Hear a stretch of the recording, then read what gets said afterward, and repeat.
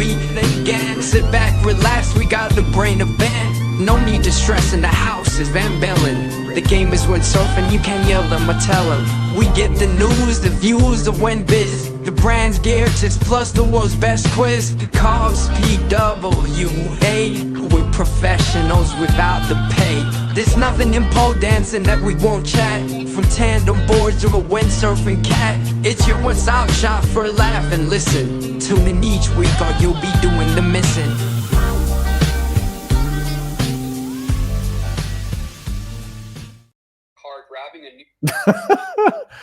Hey, Benny. How's it going? How's it going? Everyone slept well in Europe? Why am I going blurry? How is everyone going? Yeah, is everyone getting sleep? Are people sleeping? I'm not getting any sleep. I can honestly tell you the baby is killing me, but at the same time, I've got the live stream on.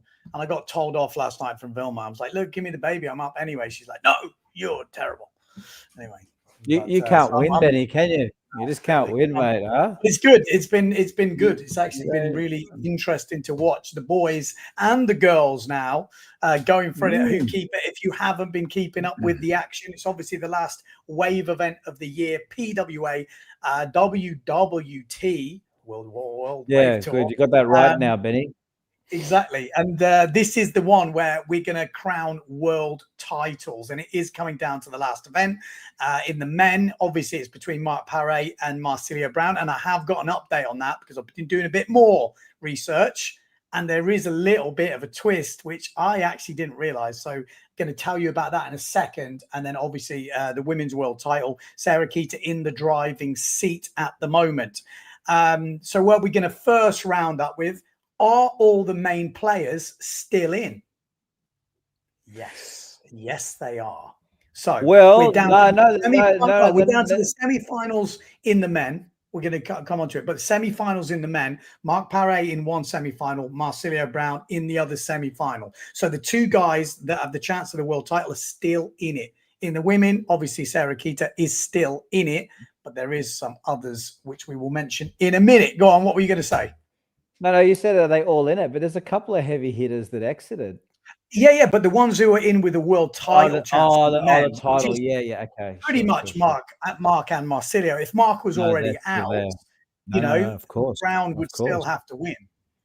Yep. No, that's going to be. We'll get onto that, will we? Because we'll go through heat by heat, and we can analyze it to the nth degree.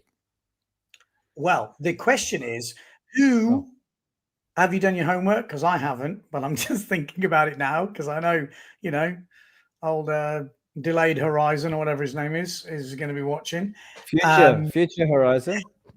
Christopher Curry, I hope you're listening. Be kind. but who's on for third in the world? Have you done your homework? Who's currently on third? Or who's Costa's out? Oh, can anyone else make it? Does it change? Oh God. But I've got to just drop this bomb just before we get into this program. So I didn't know this, and now I've looked into the rules. It is different. So Paré, I thought he had to get into the final. He wins the world title. Not quite so fast. Oh, so what's happened? If Marsilio Brown wins,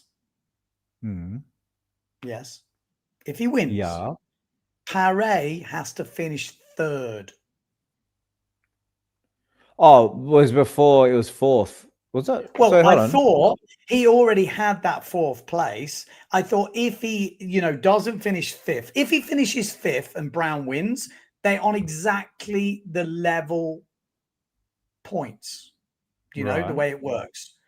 Ooh. If he finishes fourth, his discard is better. But they still would discard that fourth and Brown would discard his fifth. And the way the countback system works, Brown would win on who beat who the most times. So what changed between now and then, or now and yesterday? Or is it just... this is to do with how the tiebreak, how I thought it worked and how I've now looked into it. And how I've seen in the rules it works, because I haven't seen anyone do that tiebreak. But I just noticed that you know, they're both still in it, the semi-final stage. What are the connotations here? The connotations are Brown wins. What then does it mean? I thought if Paré finished 5th, they'd be exactly level, and how would it get split? But when you look how it gets split, Okay. basically, I'm going to read you out. It says This here, is ties in total points of an individual discipline at an event rule. When there is a tie in total points for an individual discipline, the tie is broken using the following steps, including this is including the discard scores. Okay, so 1, the first way to split it, head-to-head comparison. The tie is broken in favor of the competitor who has beaten the other more times. To determine this, competitors are awarded points 1, 2, 3, etc., corresponding to their respective rankings in each race. This is the bit I don't get. Race or elimination, the competitor will, with the lowest accumulative score, wins. So, if we do the maths, I know this is pretty boring for some people, but it's obviously important. I enjoy it. Okay, good. So this including discounted discard scores. This is the bit I don't quite get, because then how many discards do you get? Because obviously the 4 stars don't count. But let's just count the 5 stars, you know, which is it's a bit confusing, isn't it? When you think like that. Chile, Brown had 1. So that's 1. We're going to get to the same thing at the end of this. Gran Canaria, 2nd. Yes. Tenerife, 4th. And Germany, 5th. Let's say he wins in Hawaii. That's a total of 7. I'm doing this on the fly. 13. Yeah. I'm just reading the comment. I'm reading Andy Wood's comment. Sorry. Keep going. You what? I can't hear you. It doesn't. Oh, no. Oh, you can't hear me? You mean nothing. Andy say Future Horizons will give you serious beer money with this bombshell. I'm just laughing at this comment. Anyway. Area 4.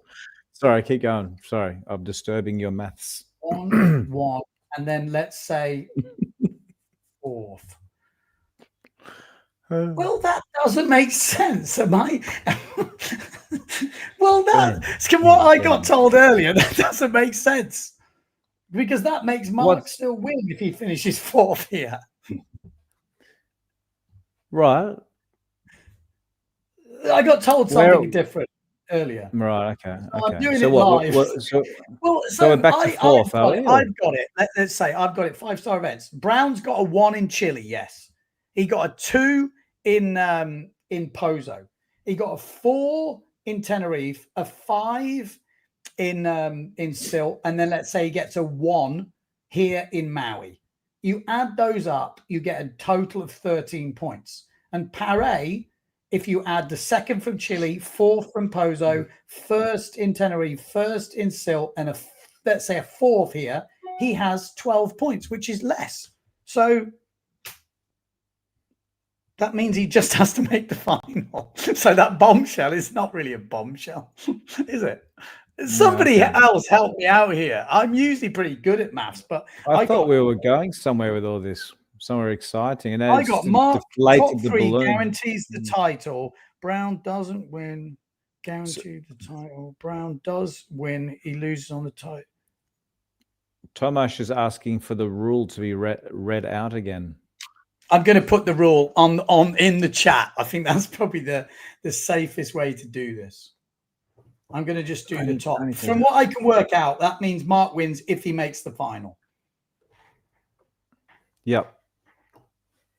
That's it's hard to screenshot on my phone. Carry on. Well, this is a great start to the podcast. Jeez. I thought I'd done some great. And you do realize that Future Horizon, mate, Future Horizon is going to absolutely slam us now. Thanks to that. Oh, you bloody amateurs. Be kind to us, mate. Be kind. Anyway, what was your impressions before we get into the details of the heats? Did you watch it all, or did you watch some of it? Because it was a late night for you? I was Did you in and watch out, all? so it was it the perfect viewing experience? No, but Mm. but I watched a lot Well, of it. Yes. yeah. What did you think of the AI profiles photos? Were you Man, enjoying them? I'm so glad because I obviously saw your Instagram post this morning. I was crying. Colin Dixon rung me up and he was Oh, did crying. he? Oh, Because it was just so I was watching it and because I've been watching it, in and out, and it's been on quite a small screen for me. So I hadn't really noticed. And I saw someone comment on it a few times about, oh, Swifty's picture. And I thought they were just taking the piss out of him smiling or something weird like that. And it was not till I saw it on the TV last night. I saw Sarah Keeter was the one because I was like, what the freaking's that? And then I just realized, I guess this is Windsurf AI generating the pictures, is it? From nothing but the internet. I don't understand how it works. I don't actually really know what is going on, but I just, it's the same with you. I started watching it and I realized that the photos, some of them were AI generated profile photos. So it was, for anyone who hasn't seen it, can I actually, hold on a second. Yeah. I'm just here we adding this go. in. So. I put this on Instagram. Instagram is just a stupid app, but anyway, I do these comedy things on there. Let's see if I can make this work. One wave total, 6.07, Robbie Swift. I think the AI got it about right. He only looks about 5 years older than he is there. You know, the thing I see about these photos is it looks like everybody's sweating. That's a version of Levi. That's Levi. The other way around. We're not looking for flowing rides. We are looking for the biggest. By the way, was that Ricardo? Oh god. He looked like he kind of almost looked like the Lipigas dog from the Chile event. The AI is affecting our characters a little bit. It's all good. You know what I thought when we were watching it? My first thought, when we were doing those split faces when I was doing the thing for Send It Sunday, or we might have even done some podcast where you take two people's faces and you replace the middle face with the hair, and they just come up with this like morphed, like weird looking face. It was I know it was funny. It was funny. So I'm not sure. Obviously, the whole Windsurf event is sponsored by Windsurf AI company, so they've obviously employed their technology to create some of the profiles. Anyway, that was something that was interesting and funny. It made me. Oh, here we got the rules. That's the rule. That's the first tiebreak rule. So just read that, unless I'm going mental, because we need to get this. You want me to read I it? haven't seen any official wording on this. I just want to make sure, because before we get too into it, we want to know exactly what we're cheering or not cheering for, depending on who you're supporting here. So what do you make of that? Read that. This is the tiebreak rule for anyone who's just tuning in. Cool. Number 1, ties in total points of an individual discipline at an event. Rule 1.13.4. When there is a tie in total points for an individual discipline, the tie is broken using the following steps, including discarded scores. Head-to-head comparison. The tie is broken in favor of the competitor who has beaten the other more times. To determine this, competitors are awarded points, 1, 2, 3, etc., corresponding to their respective ranking in each race or elimination. The competitor with the lowest accumulated score wins. I'll be honest, Benny, I'm reading that, my head's spinning. I'm trying to I have to get my head around all this. So it says who beats who the most times. So if it's who beats who the most times, in Chile, Brasilio won. So Brasilio gets 1 point. In the next event, which was Pozo, Brasilio beat Mark, which was another point for Brasilio. And then Mark won the next 2. And then, in theory, Brown would win the next one. So out of the 5 events, Brown would have beat Mark more times. Mm-hmm. What? So sorry, you're saying yeah. If it's a tie, that's how because before I just added up the points. If you add up the points, Mark wins. But so that's the next rule. Before you go on though, so we've got a comment here from Rasmus saying this rule is not for the overall tour; it's for a single event. Is that?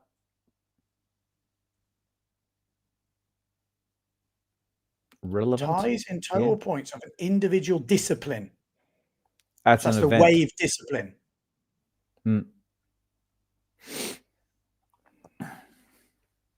Well, if it is like this, because they will be tied, so you have to. There's only one way to split the ties, which I'm pretty sure is who beat who the most times. If that's correct, Brasilio in those 5 events would have beaten Mark 3 times to Mark beating him twice. The third time, obviously, being here in Maui, because up until now it's 2-2. It's discipline at an event. Yeah. But anyway, I'll be honest, I'm pretty sure he has to finish third. He can't work. He can't finish on tied points with Brasilio, as far as I understand it. Otherwise, he loses. Let's get into the recap of yesterday. Standout moment. Give me some standout moments. Actually, I wrote them. I wrote a few down because. So let's have a look. The first one, Takara 360. Or actually, no, hold on. Do we want to go through? We're going to go through every move. No. But rather than me stand up moments, can we go through the heats? If everybody agrees, listening, would you like that? Because then we don't miss too much, I think. So yeah, if you bring up the live heats results, because that's fun. All right, so it's good, isn't it? I like actually breaking it down this way. It's a lot of heats. I was just going to skim it. Okay. No, but we can skim. But I mean, still, just to there might be some moments that are worth mentioning because we're getting to the heavy end of the event now. So heat 1, that's it, isn't it? Heat 1, Takuma, Mark, and Miguel.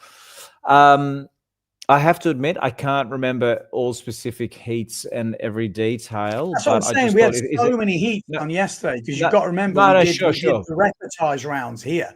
We first had like the Kai Lenny heat, and then we had the Ricardo heat. This was in the reportage round for those to go through. Yeah. But I just thought if anyone who didn't watch the event, at least we could just quickly tell them what happened. So if we go back to the first heat of the day.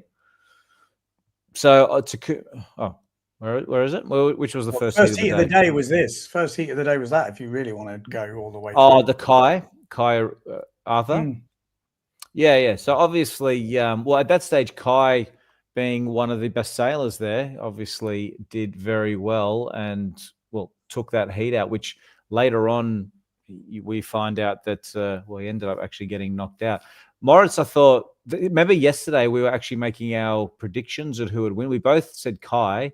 You said Moritz and I said Arthur. So you were actually correct in that one, but it was super close in the end. I think Arthur was winning. So I was actually keeping an eye on that. So then the next heat, Ricardo, I think we both, I said Ricardo and Fleche, and you said Ricardo and Ryu from memory. Remember that? Yeah. Unfortunately, Ryu. But he actually sailed well. Ricardo, but like I said to you yesterday, the reason I said he's a bit of a hell man. But I've seen Platoon sail the last days, he's looked really good, man. He's been throwing down some moves, and like I said, I thought he was unlucky not to beat Antoine Martin the day before, which he's definitely proved it. One thing I will say, like I said, before we go through every individual heat, I think just for people who are tuning in for the first bit of this, that for me, we've got to say there's been a few moments yesterday that happened for me, or a few, points to make. Ricardo Campello 100% has got rid of the cobwebs. Do you know what I mean? He was looking a little rusty on the first day. When you speak to him, he hasn't sailed for like 2 years at Hookeeper. And I saw like someone mention this in the comments on the live stream, and they got shot down. And I thought, hang on. Ricardo didn't look his normal self on the first day. He didn't have a great heat. But yesterday, or this morning, or whenever it was, he looked on fire. And I think I saw an interview saying that's his best ever heat he's had in Hookeeper when he took down Brown. So I think that he is a danger man. He is definitely a danger man. And if I was making predictions now, he's going to be he's got no pressure on him. He really wants to show the world he's still got it, and he wants to put a good result in at Hookeeper. I think Campello is a real danger, man. He's in a really tricky heat now in that semi-finals. Like I said, I just wanted to touch on those semi-finals first for the people who don't want to sit around for like an hour. That's everybody here wants to sit around for an hour, Benny. Don't worry, they love it. Okay. So then so we've got through that. What was the next? So can we now go to Heat 1, the next round? So then we're going into, so we finished with that one, yeah, Ricardo. Yeah. So then Takuma Sugi, that was an interesting one too, because Takuma Sugi, I think you mentioned, obviously, like starboard. Oh no, hold on.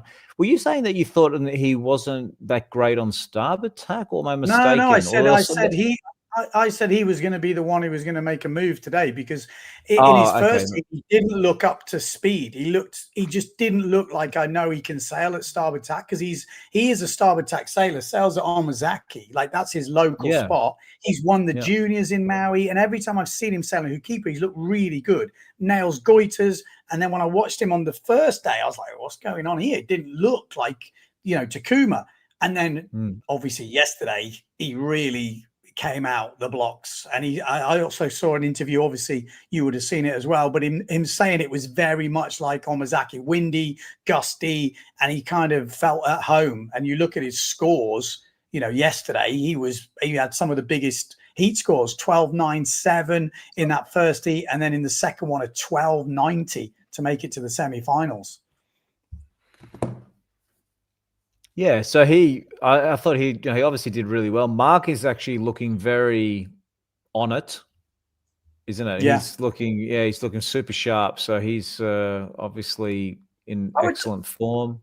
Yeah. I thought Mark looked really good. I don't think he had the waves to do what he wanted to do, but if you're looking at how he looks when he's got a decent wave and when he's executing, he looks on it. So I like, if you're Mark right now, I think you're feeling pretty confident, but you want to get that run of waves. Again, he lost to Takuma there, and that was nearly, it nearly cost him, because he ended up slipping down to that heat below rather than going through against, Swift, Fernandez, Hayata, which is obviously, there's no easy heats, but he ended up by finishing second, going into the Morgan Nareau, Levi Saiva heat, which you're like, he's got 2x lower champions in that heat. You wouldn't want him to go into that heat. He obviously made it through in the end, but it wasn't an easy run. Levi right behind him in that heat. Right. So it nearly cost him losing to Takuma there. Again, we don't know what would have happened if he'd have been in the one above. Well, if we look at the scores, he actually would have lost. You can't do that, but you know what I mean? Because in the heat, he beat Levi in 10.93, second place, and in the heat above, Swifty 10.94, second place. Not that you can cross over like that. Yeah.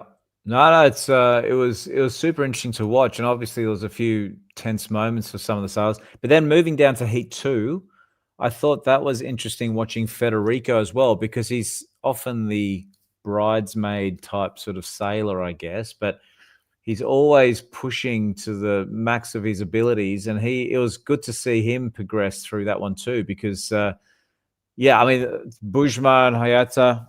I think we both predicted Hayata. I think we both said Hayata and Bujma, maybe. I thought maybe that's what we sort of said. But I think all these ones, like we said, we're going to be close. I got to also call out Billy. If you're tuning in, you cannot claim you got the winners of all these heats, because the winner is the more easy one to get. When you're picking people like Kai Lenny, Levi out of these heats, the hardest thing is to pick the two guys that go through. So if you are playing at home, come on, you got to pick two guys to go through. You can't claim you picked the winner. That's what I'm calling anyway. Calling you out, Bill. Calling you out.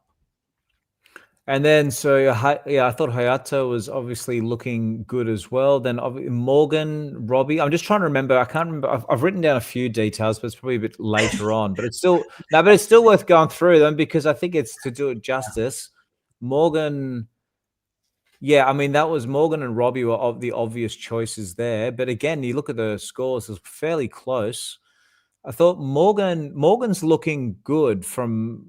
Generally, isn't he? Like he's sailing as he usually does, is just throws down goiters, he's definitely one of the guys that looking pretty good to get into the final, I would have thought, at the moment. Yeah, I think it's difficult to, like I said, to go through heat by heat like this, because we went through so many yesterday, and like people had good heats, but at the end of the day, there's only 8 guys left in it. No, but but just like building up from just seeing how they're performing. Do you want to skip these? Well, it's difficult to analyze it heat by heat when you know what I mean. They're already out. Yeah. I'm just trying to go through and see if there was a moment here. Graham, Ezzy, Liam. We can go through. You can speed through it a little bit more if you want. I mean, I've written here the first moment that was interesting was the Takara 360. So which heat was that in? Can you scroll down? Yeah, that was down the bottom. He was actually, there was some obviously standout heats yesterday, but I thought Takara was one of those guys who put in an incredible performance against like Ricardo Campello and Bernd Rodiger, which is not easy. Ricardo. Oh, sorry, that was the best heat he's ever had in Hawaii. He said 14.7. So if you had Ricardo getting the highest heat score of the competition, maybe that is it so far, isn't it? 14.7. I have to check, but it's a pretty boost in score. And Takara scored 11.7, just 0.03 behind Bernd Rodiger. Now, I have to ask you, in that heat, did you think on your unofficial judges sheet that he beat Rodiger? It's a very good question. I'll tell you why. Because when I was watching the live stream, for whatever reason, I felt like you weren't seeing everything. Because I don't know if you noticed this, but it seemed to me that sometimes you would the heat would start and some scores are already been put down and you haven't seen some of the waves. So I found it very hard to make a judgment call on the overall impression just because I'd missed a few waves here and there. So yeah, I can't comment too much on that. I mean, from my memory with that particular heat, I felt like it was there wasn't a standout sailor you go, oh, that one was a definite winner. It was definitely close. I think the main point. Ricardo. Oh no, sorry, no, but sorry, I meant regarding comparing Bant with Takara. I thought obviously the interesting part in that heat was when Takara busted out that wave 360. And actually, I'm not going to stay on the fence on this one. I thought Bernd got knocked out. I really thought, like from what we saw and from the scores I saw from the waves, again, he's one of my favorite sailors to watch at Keeper. This is not a biased thing. I just thought Takara got the score to beat him. Again, when it's 0.03, it's nothing anyway. So fair enough. But I feel if Bernd had the heat Takara had and Takara had the heat Bernd had, they would have gone through. Does that make sense? I mean, like I said, I'm not trying to be controversial because judging isn't easy. I'm a shit judge. I'm going to put it out there. I'm terrible. I would never judge. Can't do it. My brain doesn't work. But when you've got the comfort of your own living room watching, I just thought Bernd didn't have his good heat. He was not in the thing. Had a few good waves, but I thought Takara got it. I really did. I don't know what everyone else thinks at home. Did you watch that heat? Again, it wasn't that Bernd it wasn't that he didn't have 2 waves that were in contention, but I just thought Takara's got the edge. And it wasn't like it was obvious. I just thought in my head, he just got it, I thought. But then I was the same, when I watched the Brown and Paré in Chile, which obviously I'm a little bit biased in that, but I thought Paré got that. And that's the thing with judging. When it's close, there, if you've got a 5-panel judges, sometimes it is 3 judges to 2. So if let's say it had been a 3 judges to 2, I would have been in the 2, the minority, I guess, in a judging panel watching that heat. It didn't go Bern's way, didn't look quite in. And Takara, I thought had some good stuff.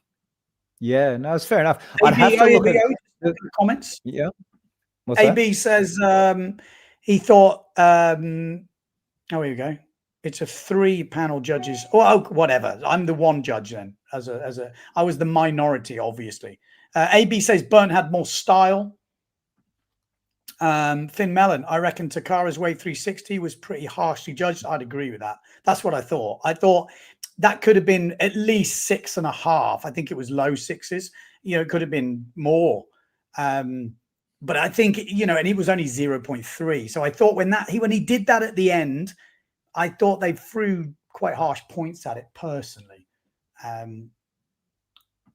Again, this is not a slight on anyone. It's just my watching it. Marketing Strike says Burnt also had a goiter with the 6, so I think it's just a close call. Yeah, for sure, definitely a close call. George saying for me, Takara should have passed the heat. Comparing Takara's 360 to Burnt's goiter side by side, Takara had that all day long, and that's the two ways we should judge. It should be the goiter wave from Burnt, which scored whatever it scored, and then the 360 wave from Takara. You know, that's kind of like the analysis that you would probably look at if you were going to review it. Again, close heat. That's it. That's how it is. I'm not saying there's any shady business going on. I just thought watching it, I thought Takara had it. Yeah. Thomas says Burnt was overscored in that heat. No, interesting. Because what happened was I woke up this morning. Unfortunately, the time difference here meant that I was about 4 hours behind the live stream. So I was scrubbing through it quickly to try to catch up to live, which probably meant I missed a few bits. I'm now looking at it, trying to wave by wave. And the overall impression I'm getting so far is Takara's looking like he's having stronger waves. So I'm just trying to find out where. But you've got to remember there was a lot of waves in that heat, and it is only 2 waves. So it is easy if you judge. That's the goiter. Yeah. You see what I mean? And that scored. You'd have to watch that wave. That was the wave to watch, the goiter wave. Yeah. So. And that scored more than the 360 wave, I guess. So again, I think it's an opinion. It's not it's not science. You've got to use your years of expertise of wavecenter or whatever to make the judgment. What I found tricky about the live stream too was often the scores weren't up on the screen, so you'd see a move. See, like now, you see, okay, now there's scores, but often there weren't scores up there. So I found it a bit tricky sometimes to follow, once a wave was done to see what score was laid down. So so that one, it looked like he got a 6.43 for that goiter wave. Yeah. And so at the moment, yeah, it's interesting. I mean, now that you look at it like this, there's a stack, so that's nothing. And then obviously we're left with the wave 3. So yeah, no, it's a fair call. I think it's definitely, after looking at it again, I can see why quite a few comments are saying that Takara was hard done by. Again, it wasn't. Don't get me wrong. This is one of those split judges things. Yeah, sure. I've lost before split judging, and that happens. But I thought, and it happened towards the end of the heat, that 360. I just thought compared to the goiter. And also, what I will say is, I saw some video from the beach, which was eye-opening compared to the video from the cliff. The hill. The one from the hill makes the waves look smaller. The one from the beach, the waves look meaty. When you see the pictures, the waves look much more meaty. Like, it gives it way more perspective. You're watching going, oh, yeah. And then you're thinking, what's going on? And then you watch it from the beach, you're like, oh, freaking hell, these are like pretty gnarly.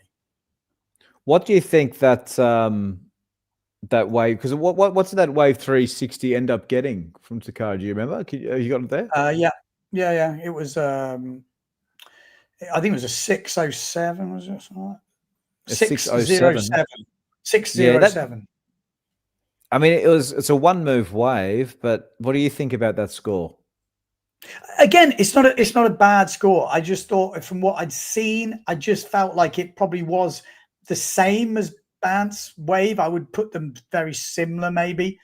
And then Takara gets through, because he did it. I'm pretty sure he did it towards the end after Bant's wave, and I thought, oh, and then it came in like that, and he was still behind him, and I thought, oh, fuck, I was expecting him to go ahead, and there was still time left in the heat. So when we didn't go ahead, I kind of was like, oh, that's kind of, that's what's stuck in my head, I guess. And I haven't analyzed it. I haven't gone into it, but it was definitely close. But I thought maybe he was going to cause the upset of the day, which is what I was like going, oh my God, this could be like a massive upset. Yeah. No, but again, I'm no judge, but I'm just thinking, that one move wave, he did a couple of turns at the end of the wave, but you do look at that and think, is that bigger than a six? Like it's. But then look at the goiter wave. Yeah, well, you got a 6.4 for that. Yeah. Yeah, but so what else was on that wave?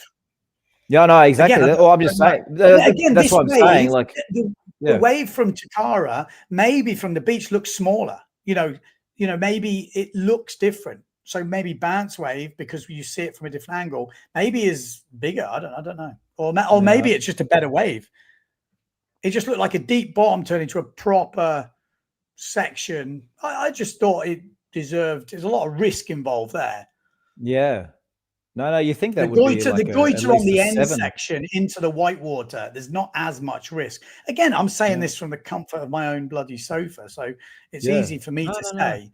It was just the feeling I got at the time.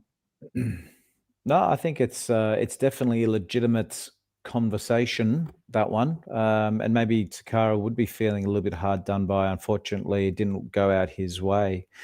We did skip over the heat before, if you don't mind me just bring that up, because I know we didn't want to get into it. But the other important part that was interesting was that Costa exited as well. Obviously a big name, and he didn't seem to get into his usual rhythm or flow, or whatever you want to call it. Did he? He looked out of sync. He just didn't look in.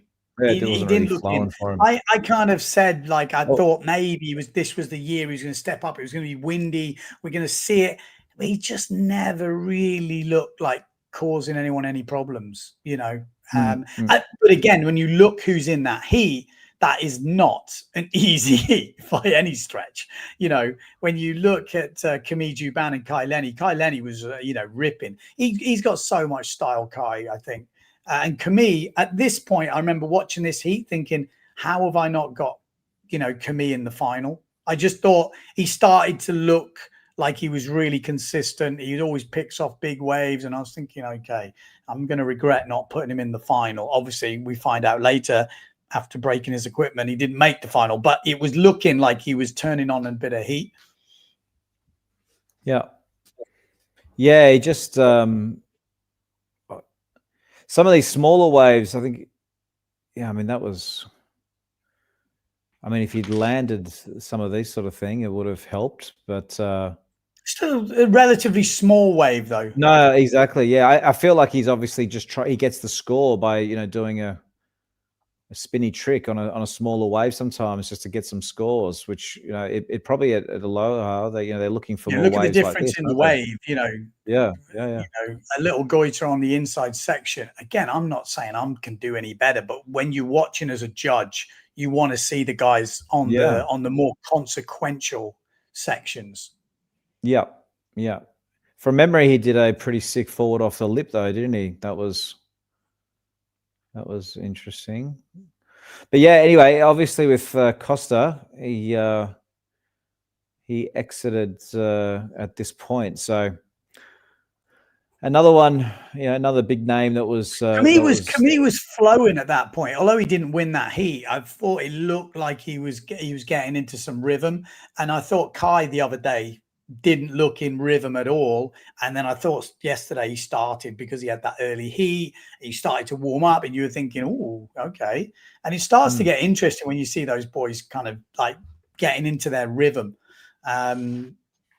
which obviously he got that late one, I think, which is what got him the win in that heat ahead of Camille. I think it was that late one he got the win with, but Camille was looking like he was going to win that heat. Yeah. So, all right. So where were we? So what was the next heat after the band to Takara one?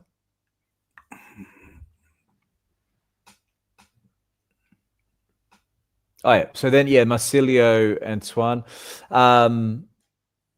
The standout moment for me in this one, I wrote it down, was the Brown one-handed goiter. I thought that was pretty sick. I'll see if I can bring that up. Do you remember that? Was it near the end? Couldn't tell you. I just remember there was one that happened within the heat, so I'll see if I can find it. Bear with me. I mean, the thing is, the one thing you know is going to happen at the Aloha Classic is Brown is going to nail some pretty sick goiters. I mean, that guy does them for fun. And I was actually surprised we hadn't seen that many from him for a while. But he looks, I mean, if he doesn't make the final, you'd be very surprised. But like I said, I find it hard to go through these heats because we know who already is in that semi-final. You know what I mean? It's already. Yeah. Oh, no, for sure. I just thought it might be interesting for people who didn't get to see the whole live stream, you know, some of the moments. Sorry, we don't have it all cut up, but as you can imagine, you know, 7 hour, whatever it is, live stream, it takes a bit of time if you want to do it properly. But yeah, I mean, Brazinho, I mean, overall, do you think he's still Mark's biggest threat for winning the comp, or you know, I mean, had you know any you see any weak points in Brown sailing, or is it just I don't know. I just usual? I think, like I said, if we just look at how we're set up at the moment, and then we can go back, like that second semi-final that Brown is in is solid. You have got two Aloha champions, like Bernd Rodiger, last year's winner, you know, obviously won it quite a few times before, as well as those kind of pro-am comps. Antoine Martin, he is just dangerous. You don't know what he's going to do. And when he's in a heat like that, he's also got nothing to lose. So I think this is a super dangerous heat for Brown. And he's also just lost to Ricardo Campello. So Campello winning in that quarterfinal to get into the semi-final, that is what is dangerous. So there is pressure on Brown. Obviously, he is the top seed in theory. But when it comes to who keeper, you know, that's the name you think of, but then they are also the names you think of. So it's like, this is like the who's who of who keeper rippers in a semi-final. So I think to get out of this semi-final, this is a final. So I think, you know, he's got two finals to do basically, because firstly, he's got to get out of that, which obviously you put money on him, but it's not a foregone conclusion.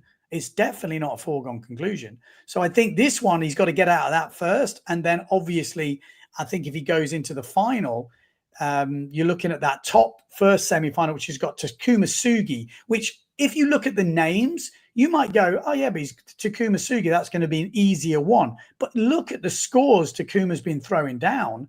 12.97, 12.90 in the last two heats. Really consistent, nailing the goiters, nailing turns, looks really comfortable.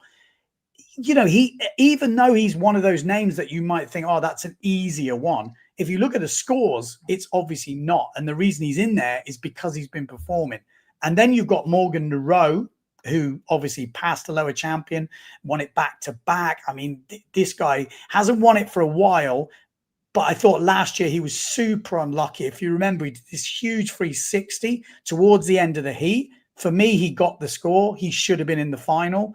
I actually had him down for making the final, but he didn't get the score.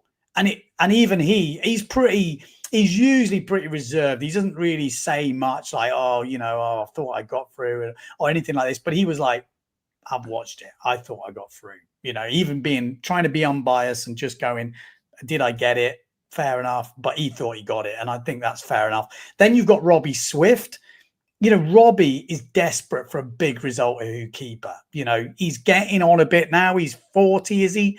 He's still got the skills. He's been living in Maui for so long. He knows the place. With it windy, he's a bit more like aggressive. I think it suits him, these type of conditions. And he's been, you know, throwing down really consistent results. And then obviously we've got Mark Paré, who has to make it into that final to keep the world title in his own hands. So to keep it in his own hands, he needs to make that final. If he doesn't make the final, it's not all over, but he needs the other guys to do him a favor and to not let Marsilio Brown win that final. So this is like basically how it stands now. So it's super exciting. Which final would you like to be in? What final would you take? I mean, because Mark, I think, as I said earlier, I feel he's sailing really well. Every time I see him sailing, he looks very precise. I just don't think he's had the best waves so far. But I think in terms of what he's doing on the wave when he gets the opportunity, he looks on it. He looks on it. So yes, he wants a world title, but I think he wants to win this thing.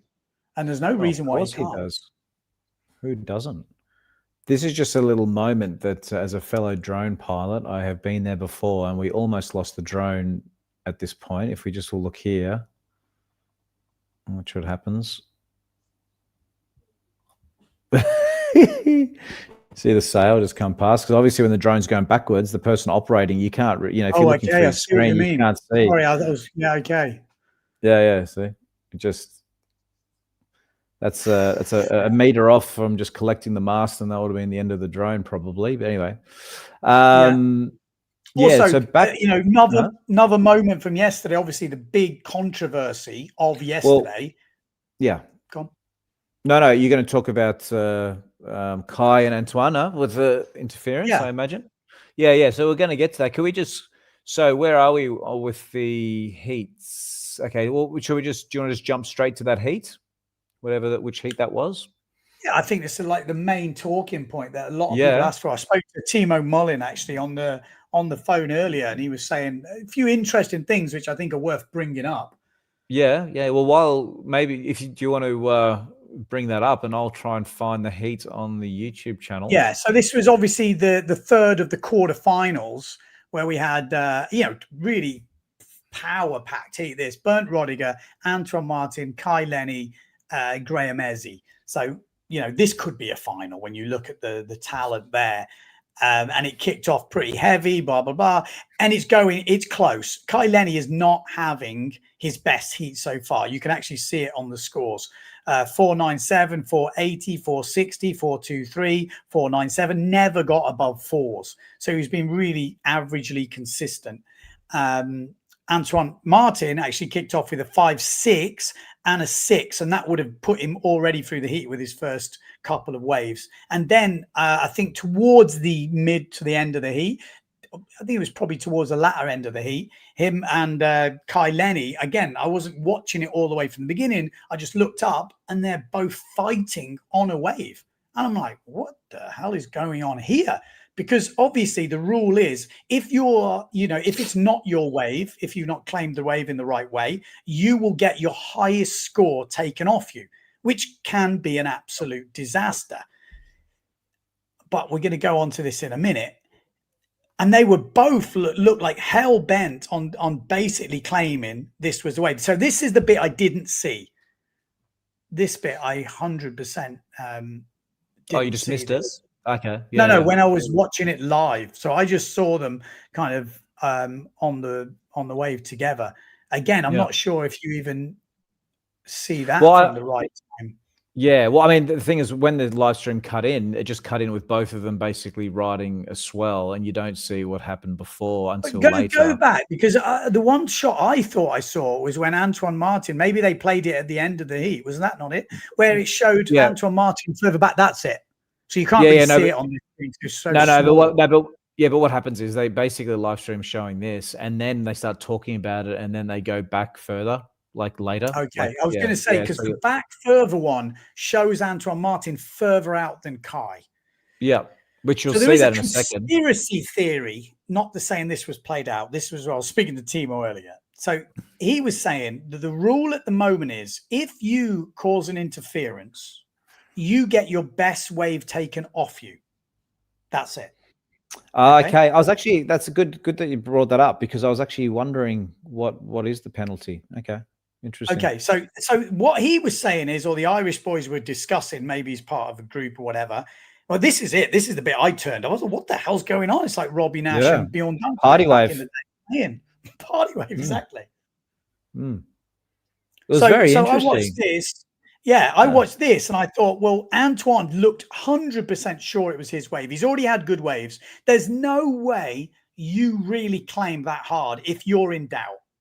Well, maybe you would, but I wouldn't. You don't want to get your best wave taken off you. So now the conspiracy theory is what if you've had average waves all heat? Yeah. But this wave you think is possibly a very high scoring wave. Right. And you interfere with the other person to stop them having a massive score, bearing in mind you would only get taken your average wave away. I don't think that's what happened, but this is what someone's telling me. So I was like, really? Could that be possible? Because you're like, yeah. I think in surfing, I think you get taken, you only score one wave?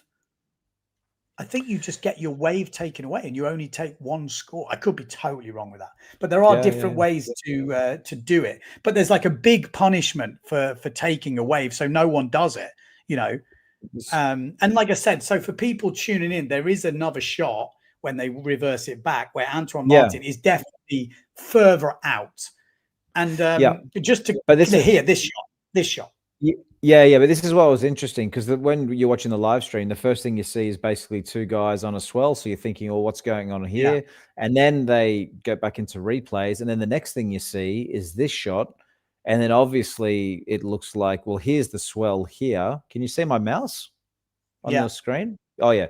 So obviously there's the swell. So from at this point, you're thinking, oh, well, Antoine, I guess, is closest to the swell. I mean, and the other thing too is it depends on the rule, because in my mind, it was always the first person on the swell. But then I was watching this thinking, oh, is there a different rule in Maui? Is it more the rule, upwind? They changed it a bit ago, but it's whoever goes over the swell line first. Because sometimes what they didn't want to happen is you go over the swell line together, someone jibes who is ahead of the other person, and then the other person carries on and jibes right on the wave behind you, goes another 10 meters, and then claims the wave. So the way they said it is whoever goes over the swell line first on the way out, it would be their wave. Again, we don't see that from the drone. Well, not at this point. It is difficult. Yeah. So at this point, you know, it seems to me that Antoine is on the swell first, right? So but then a bit later, so they show the wave, then they go back a bit further, and then they show when they're both just out there in the ocean where there's not much in it. Yeah, like they're basically both sitting on top of a swell. And if that's the case, you might go, well, it's Kai Lenny's wave. Yeah, but then well, you see Kai's basically on the top of this one, and then Antoine drops off that swell, and then Kai realizes that he's probably can't get on that swell, and then drops off as well. I mean, look, it's I mean, when you look at it like that, it's not so clear, and it looks like Kai just accelerates ahead, but then actually the swell he thought he was on doesn't go to anything, and then the swell behind is the swell. You know what I mean? So I think Kai thought he was on a swell, and it kind of actually went away from him. Well, well, he probably just couldn't get onto because it's who drops off the back first. Yeah, or you know how sometimes that swell, Antoine Martin has dropped off the back first. You know. And that's the rule in the PWA. And again, Kai comes from surfing. He knows all the rules. Maybe the rules that he's got is if you're kind of level, it's whoever's most upwind or whatever that he might think it is. Again, I haven't heard an interview with Kai about that. There might be one out there. I'll be honest. It's been a hectic night, so I can't say for sure, but I haven't seen anything. Yeah. No, look, I think it was fairly clear that Antoine was probably the person that was, basically had the priority in that situation. I mean, if you had to choose, just because he technically got on that swell first, right? I mean, that was. Well, yeah, because it's very, and Rasmus says here, for me, it's two swells, and it's like it is like that. There's something like awkward going on. It's really not clear cut. And it looks like, I think, Kai thought he was on a swell, accelerates forward, and then Timo's saying go back to Antoine drops off first. Like there, you can see that swell. That looks like Kai Lenny's on that swell. Yeah. But that this swell one isn't the wave that they ride in the end. Yeah, that's right. Yeah. So then for me, it's Antoine's wave because he drops off the back. So at this point, Kai's still on that first one. And then look, Antoine sort of drops back. So then he is the first off the back, and then Kai has to drop back to wait for the other one to catch him up, which means it's Antoine's wave for me. Yeah. In the PWA rules. Yeah. Yeah. It's interesting because, when you're free sailing, like if you're in a situation like this and you've got someone that's, okay, they're a little bit behind you, but essentially fairly, in line, and you're upwind, you generally have the feeling that you have priority just because, you know what I mean? Like when you're kind of more in line. But what happens here is the gap between the two increases because Antoine slows down and Kai keeps moving, planing. And then therefore, yeah, you know what I'm saying? Like it's this is a classic situation actually, and I'm as we're playing this now, I am actually realizing what actually happened, because until now I didn't know that. I'd never watched it like this many times. I thought what it was a simple case of Antoine was further out and he was on the swell, but it's not that. They were both trying to get that first swell, and actually it's just Antoine who drops back off that one first. Kai still tries to sail with it. Antoine drops off, and then Kai realizes, fuck, I'm not going to catch this, or I'm not going to make it because it's not really a wave yet. And then he drops off the back of that swell. So it's actually totally different to what I actually thought originally happened. Like there, you can see it. Kai's on top of it, and he's trying to get over it, and then goes, not going to make it. And Antoine's already off the back. So then he is the first to get that swell. Now that situation has happened to me so many times in normal sailing. And you get the upwind guy always thinking it's their wave because they're upwind, because they've dropped off the back. You must be there when someone drops off and you think, oh, don't do this. Happens at Nalu loads. Yeah, exactly. Yeah. That's what I'm saying. Like if they drop off and they just reclaim the wave, and you're like, no, I dropped off way before you. I was going to give you that wave. Just because you hadn't made it doesn't mean it's your wave now. So I think it's interesting. But what's also interesting is this sailor here. Who's that? He's actually on the swell first. Who? The sailor down. This person down here. Yeah, but he won't get on it, and that's the thing. Yeah, I know. Because the wave's so flat, that's what happened to Kai. He couldn't get on that swell he wanted to, and then he had to drop off. And Antoine was trying to get on the same swell, but he dropped off earlier, which means it's Antoine's wave. Okay. No, it is. It is. Yeah, for sure. It's an interesting one though, because very. Yeah. Again, I'm just getting more clear for me as we've watched it now. Yeah. And also what I found interesting about this was the fact that Kai dug his heels in as well, because the guy is the consummate professional, but obviously in his mind he felt that I guess he was in the right there. And I found that a really interesting scenario. I mean, I guess all these things happen in the spur of the moment, and you can look back later and it all becomes clearer with rewinding everything 1,000 times, but it's still interesting that it got to this point where they're both riding a wave, isn't it? It's just it's funny that Kai Lenny goes down hard, nearly takes out Antoine, and then Antoine goes down bloody hard on this one. He gets rolled right through the section. It's a kind of a moment that I didn't think we'd be seeing. I know, I'm looking forward to hearing from them. Well, it would have been good to get the camera in their face as they both came up onto the beach. 100%. This was like, it's kind of, I mean, it wasn't really that close to each other for a collision, but a little bit. I mean, he does Antoine does a top turn here, and Kai Lenny goes down. He wasn't far off collecting him. It's only a meter in that, isn't it? Yeah, that was interesting. So that was definitely just so we know, because Erasmus just mentioned it here, and for people who don't know, like I said, there is this rule on the PWA was introduced a while ago about dropping off swell and first over the swell line, and that is a different rule to other things and how it was in the past. So maybe Kai just didn't know that, didn't go to the skippers meeting, as Rasmus said, or someone else said on the commentary as well, and that could have easily happened. So I don't think it was a thing. I think he generally thought it was his wave because he was further upwind. But in my head, I don't know. I thought it seemed, I would say that was Antoine Martin's wave. If I'm Kai, I would know that he was further out. He dropped off earlier. It seems strange. Or Kai just summed it up. He looked back, saw there was no other swell coming, looked at his scores and thought, or knows his scores were all average 4s to nearly a 5. They're all the same. He had nothing to lose, and maybe that wave was going to be the wave of the day, And if Antoine hadn't been on that wave, it probably would have been the wave of the day. It looked decent. Yeah. So yeah, interesting, very interesting. Yeah, and I guess and the end result of that heat was that Kai actually did well. He got knocked out at that point. Yeah. Yes, exactly. That was the heat where we lost Kai Lenny, and until then he was looking good. But you just look at that lineup: Burnt, Antoine Martin, Kai Lenny, and Graham Ezzy. Graham, another one, you know, looking good that day, but just didn't have a good heat and didn't find his rhythm when he needed it. Yeah. No, it's super look at Burnt's scores in that. Not one score below a 6. And this was after his scare, you know, nearly getting knocked out from Takara for me. You know, I thought that could have happened. I thought, oh, but then it kind of woke him up. You know, he had that heat where he really wasn't on his game. And then in this quarterfinal, it was like, bang, right, there we go. Not going to happen again. I'm going to, you know, he was on it. And it was like a kick up the ass he needed, I think. You know, it happens like that in competition. You're going to have bad heats.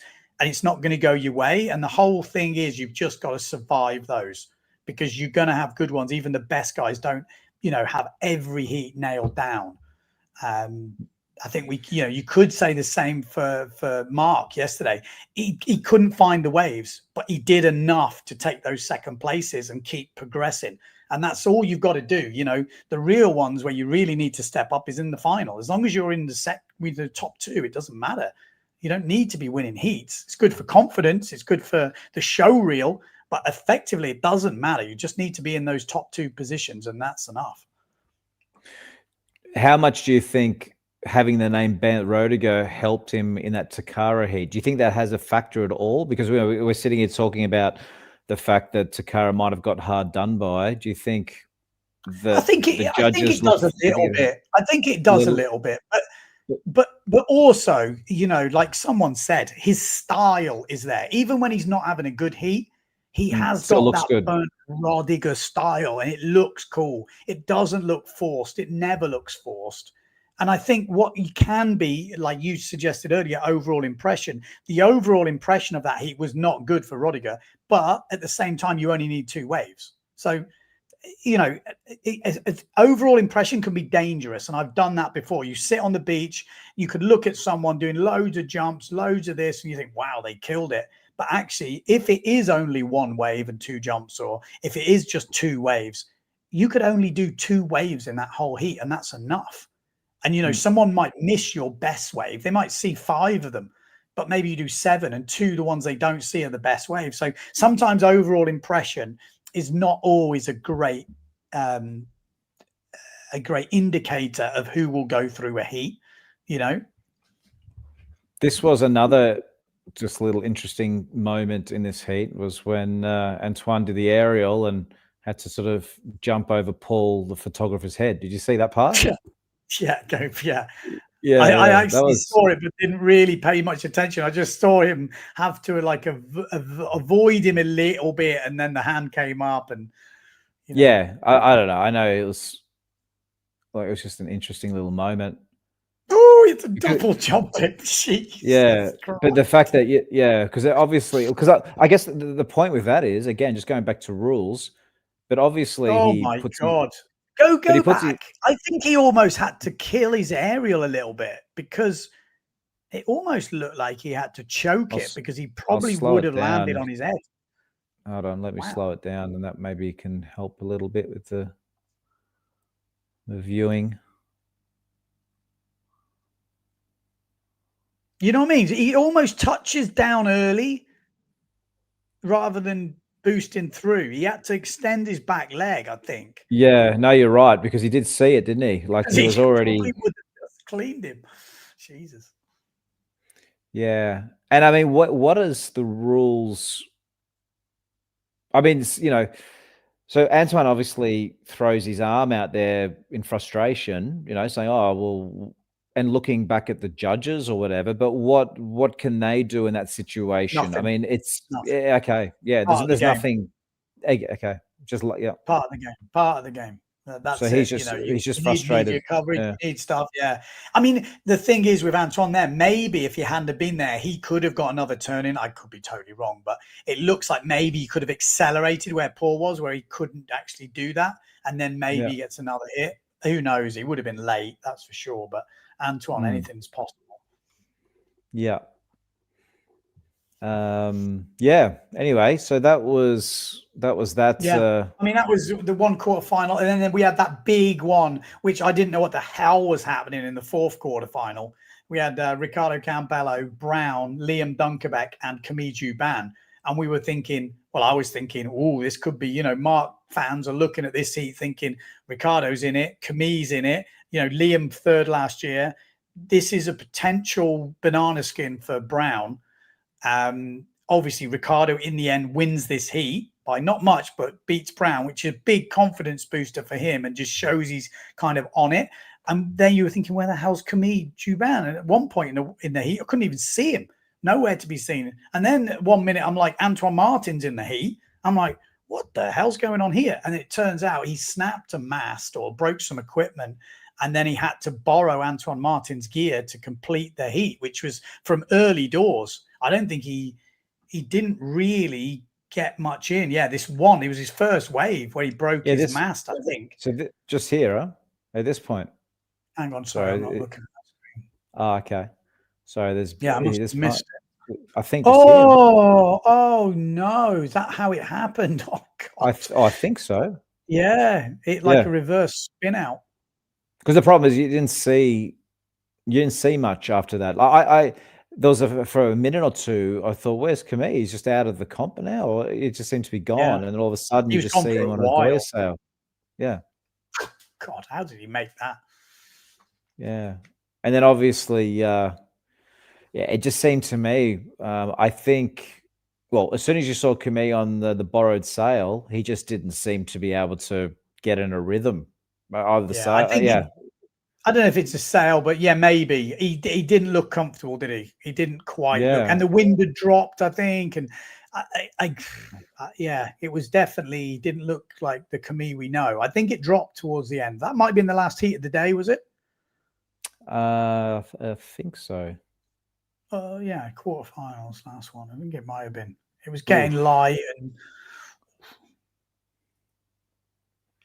Yeah, so it was a bit of a. I had Camille as one of my final picks, so obviously I got that one wrong. But he from Camille standards, he had a terrible heat. Yeah, he just he obviously the mast breaking and then having to borrow a sail. I'm actually surprised as well. He didn't have his own backup sail; that he had to borrow somebody else's. Again, maybe he's got too big a jump between, like maybe the one he's got on the beach was a smaller one. And then the wind had dropped, so he needed a bigger rig. Or I see. Yeah, of course. Yeah, well, there he is there. So if we see here, again, this is one. You know, on this sort of, well, you see him just fanging off down the line, and he usually boosts into a big aerial or something. This wave obviously is not really setting itself up for that. That's here we go. Yeah, look, he just anyway. He missed so much of that heat. I think he was also probably pretty adrenalined up and flustered and annoyed. You know, you've got to try and get all those emotions out, which is not easy. And then, like you say, then you're on someone else's gear. It's probably not easy. Did he have his own board, or was it just a sail? Do we know? Because I couldn't quite work that out. Good question. I'd have to. Because if it's not your board as well, then it's even more tricky. I think it would have been his own that's board. his board. No, that's his board. Huh? Okay. Yeah, but anyway, I guess that was one big name that exited at that point. So what was let me go back to the actual heats here. So Liam also was gone. Yeah, sorry, just to look at that. Yeah, so that was Liam's last. So Ricardo Marsilio. So now we're up to the semis. Well, yeah, no, just going to go because I was flicking around. Just go to those top quarters because they're the ones that obviously led to that first semi-final. So the ones we've just looked at is that second deaf semi-final. Oh, sorry, we hadn't gone that there yet. Yep. We haven't used the semi-final yet, but that's like I said, those heats we just looked at with Camille going out, already you're thinking, well, if Camille's out, who goes through? But Antoine Martin, Marsilio Brown, Bernd Rodiger, Ricardo Campello. I can't stress how much that is a death heat. That is a final. That could be a final. If those guys were in the final, you wouldn't even blink. You'd be like, yeah, that looks about right. for a hoop keeper final. So that's a massive heat.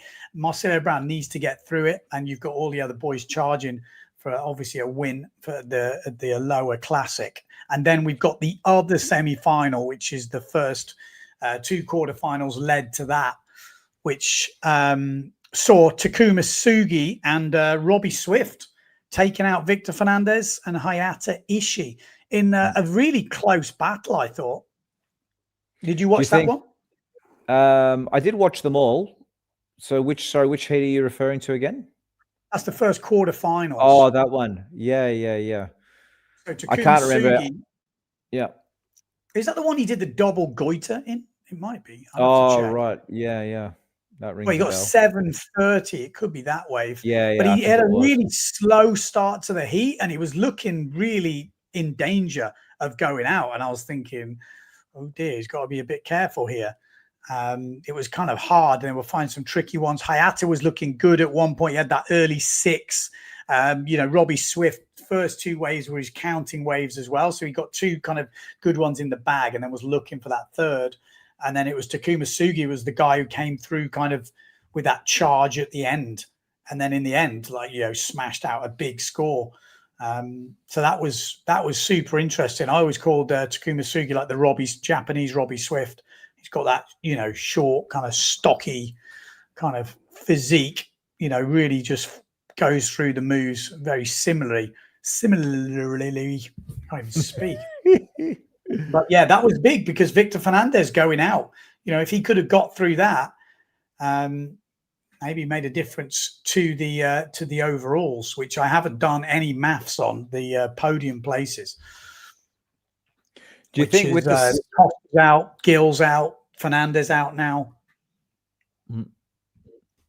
With the semis, do you think Mark's in the easier heat? I mean, if you had to choose which heats, yeah, 100%. There's no easy heats, so we can obviously say easier. That goes without saying. And then, this is what I was saying earlier. Like, you look at it, and on face value, you say, "Oh, Takuma Sugi, Robbie Swift, they haven't been Aloha champions, but they're in the semi-finals, and they've been throwing down good scores. So, okay, maybe you don't. If you put in Bernd Rodiger, Antoine Martin, does that top heat get harder? In theory, yes, because they have been there, done it before. They've done it a few times in the Aloha Classic. But, when you look at what the scores Takuma's been throwing down and the moves, he looks good. He looks young. He's fresh. Starboard tack suits him. And then Swift is hungry for a good result at Hoopkeeper. Where did he come in that Pro-Am? I'd have to have a look. But, without jumping, Swift is still one to be very careful of. He's got all the moves. And he's just hungry. So I think it's dangerous. Morgan Nareau, I would say, I'm biased because I already have Morgan Nareau and Mark Paré in my final 4, and they are in that semi-final. So I would stick with my original predictions. But I think Robbie Swift and Takuma Sugi can't be taken lightly. And Takuma's already beaten Paré in that other heat, so he's already showed he can do it. Morgan Nareau has already beat Paré in the quarterfinals as well. So Paré will need to find some good waves. He's got the skills 100%, and I think that's what we're talking about now in this semi-final. You saw it yesterday happening, especially when the wind was lighter. The wave selection was obviously key in everything, but when it was windier, you just got this machine gun style system where you could just take lots and lots of waves, and the good guys would be able to manufacture scores to get in the 10 to 11 range, and then the bigger scores were coming when the actual proper decent waves were coming through, and these guys were ripping it. So I think we're now at the semi-final stage. It's going to be set waves are the only thing that's going to get you, or not even set waves, but good waves are the only thing that's going to get you into that final. I don't think you're going to get through to the final manufacturing a score on a bad wave. I could be wrong, but I think the talent now is you need to be on the good waves. Mm-hmm. And when talking about good waves, do you know when the next day? When is this going to happen? Do you know which day is? Well, I'm looking at the forecast, so let's just share the forecast. But I'm pretty sure it looks like it will be tomorrow. Oh, okay. I don't see why they would wait. There is some sort of swell thing happening. Can you see that, please?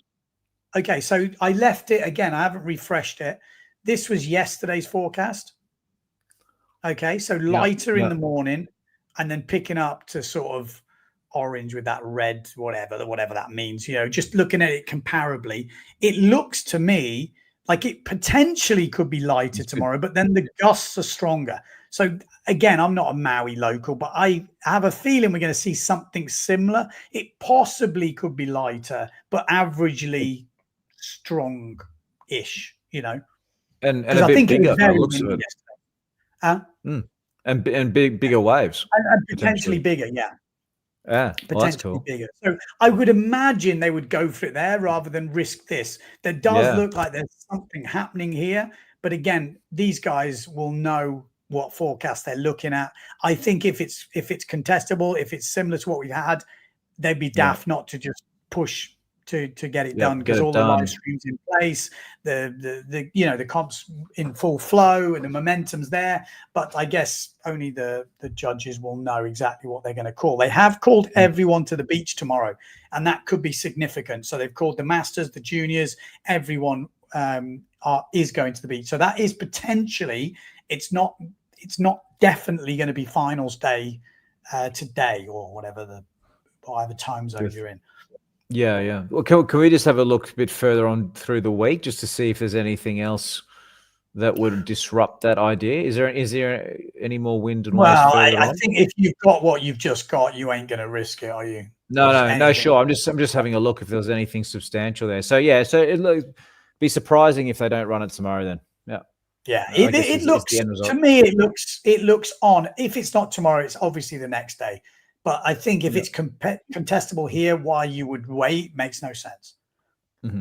Yeah, no, sounds good. Oh, well, that's unless the wave looks terrible or something, you know, something crazy is happening. But I would imagine we're going to see that final set up. And so obviously, just going back to what we originally discussed, because just to clarify, because we did start the podcast with, well, you know, you're saying that there's a bit of an issue now with the number of events won, or that sort of thing. But if Pare doesn't get through his semi, well, Brazilio has to win. This has never changed. So Marcelo Brown, for anyone who doesn't know, has to win. If he wants to be world champion, has to win. If he does win, Mark, it's still in his hands. But from my workings out now, which again is a bit confusing, I won't lie to you, because if you work it out one way, which would be who beat who the most times in each competition, Brown would take the tiebreak. If you add up the points from each one, which we know is not how it works because they've got exponential point system now, so that doesn't work. But if you know, it says something like 1, 2, 3, you add it up like that, Mark wins. But I'm pretty sure it goes to who beat who in which competitions throughout the year, and that would mean that Brown would win because he would have one more win, which would be the Maui event. You know. Yeah, but so if Brazilio wins the event and Pare exits the semi, that puts him in 5th position overall for the event. And then it doesn't matter because this is discard anyway. Oh, I see. Anyway. So if he finished 5th here, for example, they would finish exactly the same. And this is the weird thing to get in your head, because what would happen is Brown would have 2 wins in the year.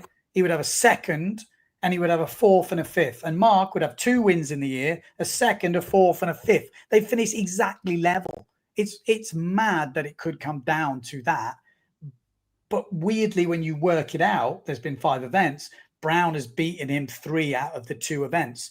But the calculation, I know that the tie break, and this is where I was getting confused the other day, and I'm not clearing things up here because I'm not the official governing body. But from what I used to know, it was number of firsts, number of seconds, number of thirds, number of fourths, number of fifths, counts down. So I thought the tie break was who's had the most number of firsts. And you go, well, Brown's got 2. Mark's got 2. Okay, we're level. Who's got the most number of seconds? Well, Brown's got 1. Paraguay's got one, dead level. Who's got the most number of thirds? No thirds. Who's got the most number of fourths? Oh, they both got a fourth. And then who's got the most number of, but then in theory, if Paraguay finished fourth here, he would have 2 fourths and Brown would have a fifth, which means Paraguay would win. So again, it's really complicated. And reading that rule doesn't make it clearer for me how they split it. It's obviously there. The PWA and the WWT will tell us, I guess, but I haven't got official confirmation of exactly what will happen yet. And I think we need to get that before we go in.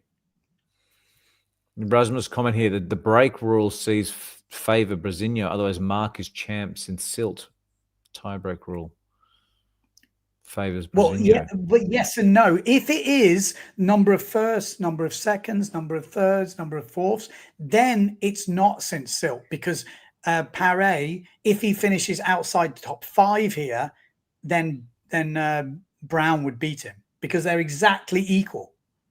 And if he, let's say Mark finished 6th here, then Brown would have a 5th. So when you go number of firsts, number of seconds, equal, get to number 5s, Brown, and then Parry hasn't got one. He's got a 6. So then it would favor Brown. So this is what I'm saying. I thought it was this rule. And now I'm being confused because I got told it could potentially be who's beat who.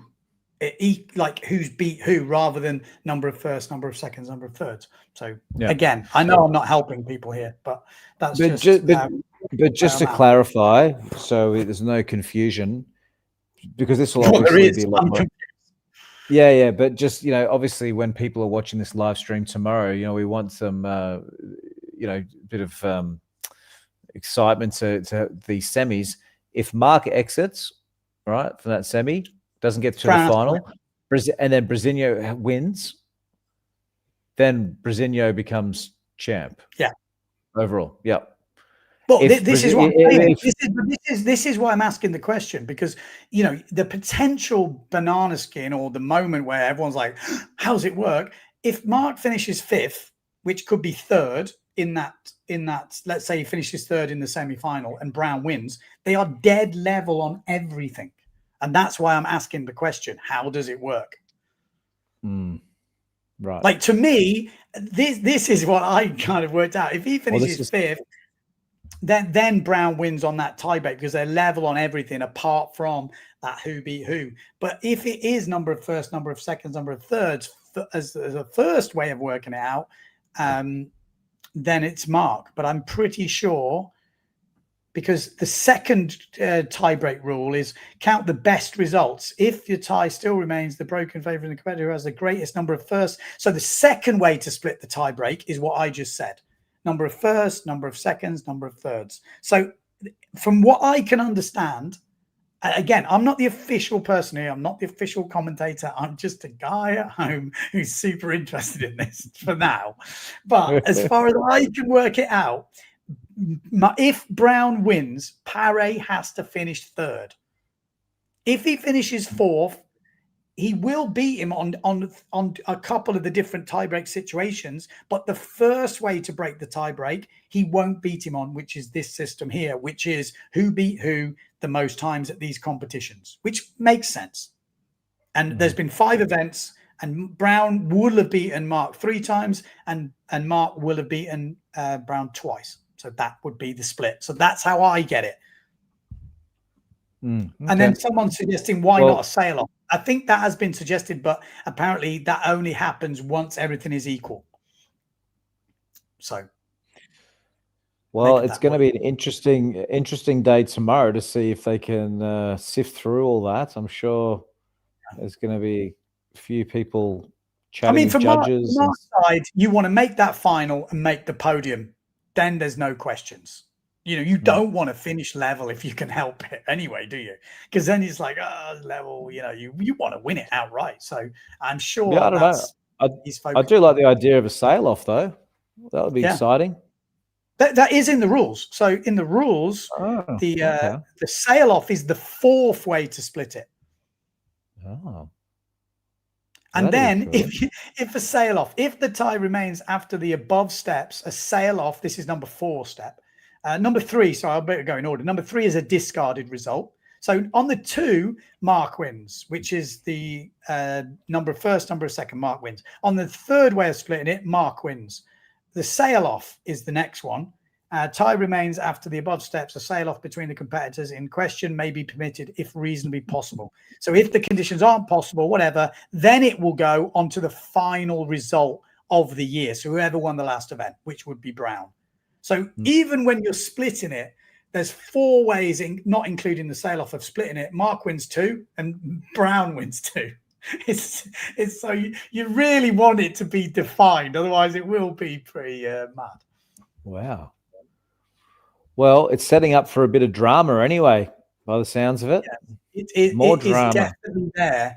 I mean, also you've got to remember who could cause the drama, because Levi Siver was put out already by Paré and Morgan Nareau. So, you know, Nareau, could he get another Aloha champ? Could he? Could Takuma Sue? Could we see like an unexpected champ?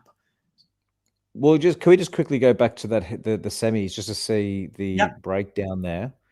So now that we've got to this part of the event, and we've already made our choices at the beginning of the event. However, from what you've seen, if you had to change your 4, would you make any change, and who would it be if you did? Okay, can we bring up? Yeah, can you bring it up on the screen? What? The heats, just so. Oh, sorry, I thought they were up. Sorry, I'm looking at the wrong screen. My fault. Yeah, it's actually interesting. It's a good way to do this. Okay, so that is your semi-finals. So in my picks, I picked Morgan Nareau and Paré to make the final. I'm looking at that semi-final. I'm going to stick with my original picks in that. Looking at the way they're sailing, I don't see any reason to change it. Could Swift and Sugi get in there? Yeah, 100%. But I'm going to stick with my original Morgan Nareau and Paré making the final. Who was in your picks? And that in that semi, that's the obvious 2. Yeah. Obviously, surprise could happen, but if you're a betting man, you'd probably I'd go with Nareau and Paré. Yeah.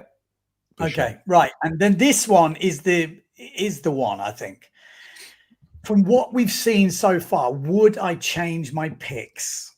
So at the moment, I have got from this semi-final, again, not knowing who was going to get here, but I had in the final Antoine Martin and Bernd Rodiger, which is a little bit left field when you're leaving the reigning world champion out and absolute who keeper ripper.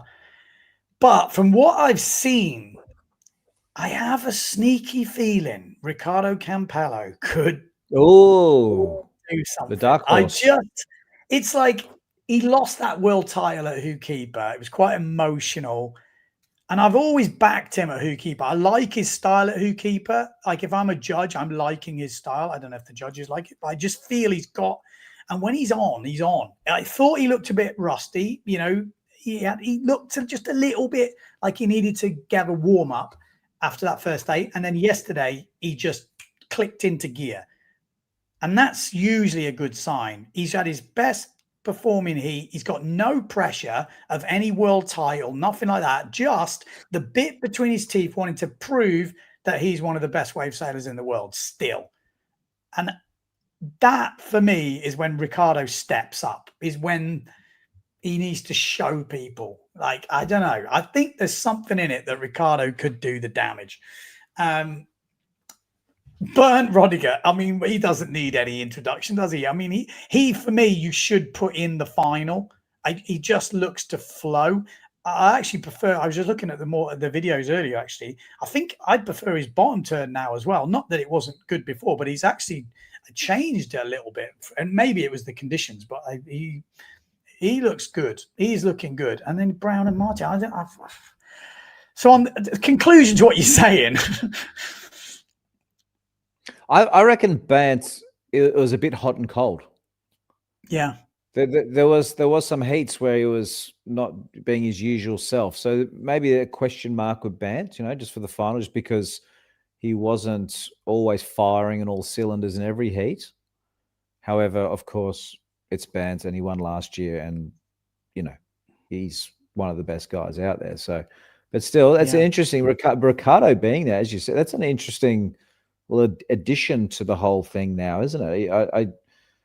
This heat could go. Let's just put it out there. It could go any way. There is no way that anyone can predict the result of any of those semifinals. No way. But you've got to go with something. There's no point sitting on the fence. So I've got to pick somebody. I had already Bernd and Antoine Martin. It could easily be Brown and Ricardo, to be honest. But I'm gonna stick with my original picks because that were my picks. But Brown looks frigging good, and Ricardo, I feel, is definitely firing. Definitely firing. I've got no clue. I would never bet on this heat if it was actually for proper money, because I don't know which way it's going to go. So you're sticking with your original plan 3 days ago. Yeah, I think if I was really starting fresh, if I'm starting afresh, would I go Ricardo and Brown? I don't know. No, I'm gonna go. I still think Antoine's got that kind of. He kind of he's either on or he's off. So if he's on, he's going to be dangerous. And Bernd, the same thing. So I'm going to stick with him. That would. I mean, I guess that's a bit not controversial, but it's maybe not having like a Brown in there and not having Ricardo in there. But I thought Ricardo looked good. I'll just put that on record. Keep in mind too that the forecast tomorrow is supposedly bigger. And does that change anything at all? I mean, all those guys obviously are comfortable in bigger waves, but does that change anything? No, I think there's certain conditions where you'd need to see it because it does make a difference. You can usually tell, like there's certain conditions I think where Brasinho looks unstoppable. And then there's been the few conditions that we've had so far. I thought he looked beatable. He didn't look totally dominant. It's like I said, you see everyone in that heat and you give them all, I would say, an equal chance there. It's just will like the experience of Brown come in. But then you say the experience of Brown, you've got Antoine Martin who's won a lower classic, you've got Bernd Rodiger who's won plenty of lower classics, and it's like, well, that's all the experience you need. You don't need to have a world champion experience to win in Keeper. You need to have confidence, and freaking hell, Antoine Martin has confidence, trust me, and Bernd Rodiger has that confidence, and I think Ricardo will have that confidence after what he just did today, and then Brown as well. So I could go round and round in circles, which I am doing, but I'm stick with the original picks. But it would not surprise me anything in these semis. Yeah, and just so for everyone out there, Ben's original picks were first was Antoine Martin, second Bernd Rodiger, third Marc Perret, and fourth Morgan Nareau, which you've done well because all four of your picks are in the semis. So there is a chance that whereas my picks were first Bernd Rodiger, second Marsilio, third Camille Jabin, and fourth Marc Perret, and Camille's exited. So Ben's already doing you have, I guess. Well, no, you haven't beat me yet because we've got to wait till who's actually in the final. But you're doing better than me at the moment. What's that? They're the same picks, so they must. If you have yours in the final, mine are in the final. I know, not the same picks because I don't have Antoine in mine, and I've got but you got me, and he's not there. Yeah, exactly. Yeah, I see what you're saying. Yeah. Well, that's true. You have beat me, haven't you? Or we're just going to be equal. But then the next thing is obviously there's who gets in the final, but it's the order it comes in as well, huh? Yeah, and that's the competition to win the hat. But anyway, going back to the original question, I'm going to stick with Bans and Marsilio. My reasonings are very hard to bet against Brown because he just does tweaked airs and goiters and all sorts of things to get the points. Bant because he just flows and shreds. Ricardo is obviously could just go crazy or could have a shocker, and So that's, a bit of a question mark there. And with Antoine, maybe I'm wrong. Please, somebody out there correct me if I'm wrong, but I've seen him in the past go absolutely bananas out there and just boost the biggest aerials and backies off the lip and all sorts of stuff. I haven't seemed to see that craziness from him so far. But correct me if I'm wrong. Well, exactly. If he pulls out that craziness, then all bets are off. But up until now, I can't say I remember seeing that famous crazy Antoine. So question mark there as to whether that's going to happen. Literally, I'm betting on that happening. I'm betting on him putting together. Yeah, well, sure, if he does that, yeah. Which everyone goes, freaking hell, what the hell was that type thing? And it would not surprise me. But it's a little bit left field, but not left field in it, not crazy. He's like I said, he's won before, so, and he showed some. What was his heat scores coming through? Yeah, 12-3, 12-3, 12-3, 12-3, 11. Yeah, okay, they're not been monsters. Not been monster scores, but let's see. I could change for Ricardo if I was brave. I'm not even brave. I just think he looks good. I just think he looks really complete, and I'm a big fan of his sailing. Like, I like the way he sails. I would like to sail like that. I think he looks really powerful. Does really sick turns. Like, everyone kind of has him down as this like aerial specialist, but actually Ricardo's got some of the best turns for me. So. Yeah, definitely. I like that. Maybe I'm a bit swayed by it. We touched on it yesterday, or we've touched on it many times in various podcasts, but the scoring and how judges are reluctant to throw out 10s. If you look at the heat scores, they seem to top out in the high 12s. Or what was actually? What is the highest actual? I think it was like I said before, it was a Ricardo. I think. Was it? What was it? It was in the quarters, wasn't it? 14, was it? 14-7. Okay. Well, that's pretty high. But yeah, it's just, again, it would be cool to. They're still reluctant to go beyond that, aren't they? It's. Although I did feel actually. Yeah. Huh? Go on. Yeah, go on. No. It was funny when I was watching the live stream. I actually felt that they were being a bit more generous with the score. Like, they were just pushing it up a little bit. I thought, but maybe it was just my perception. But no, I'd agree. Yeah. But anyway, that's and also the women obviously had a few heats. Are we going to touch on that? No, just a quick look. Yeah, a quick look through to see, because they're down to the semi-finals as well. It'd be only fair. So pretty interesting. Any upsets? I mean, like I said, we can go through it. We made some predictions. I would say, did our predictions go well? Maybe you should bring up the predictions, because we're already at the semi-finals, and then we can go back to how they got there. I think. That's I'll tell you. Yeah. So Benny's prediction was first. Can I just say, I do have a problem, because when I made my predictions, I made it as if they were going to go through, but some of mine have come through the reportage, and now they're in the other side of the draw, which has meant that 3 of them are in one side of the draw, which I would like to change my predictions, please. Too late. It's all locked in stone now. But you're first. So you said first Sarakita, second Marine Hunter, third Lisa Wermeister, and fourth Pauline Katz. So Sarakita and Katz. Oh yeah. So obviously either Katz, Wermeister, or Sarakita, one of those is not going to be able to get through. Yeah. So you've got a max of 3 out of your 4 that can get through. I said Marine Hunter, Sarakita, Solder Greek, and Maria Behrens. Maria Behrens is knocked out, huh?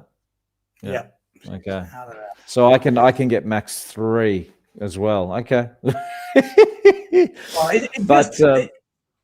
It is interesting. I mean, just to have a look at those heats and the way they went, they definitely went with experience. Shauna Kroppas, Angela Cochran, and Jane Seaman are not spring chickens.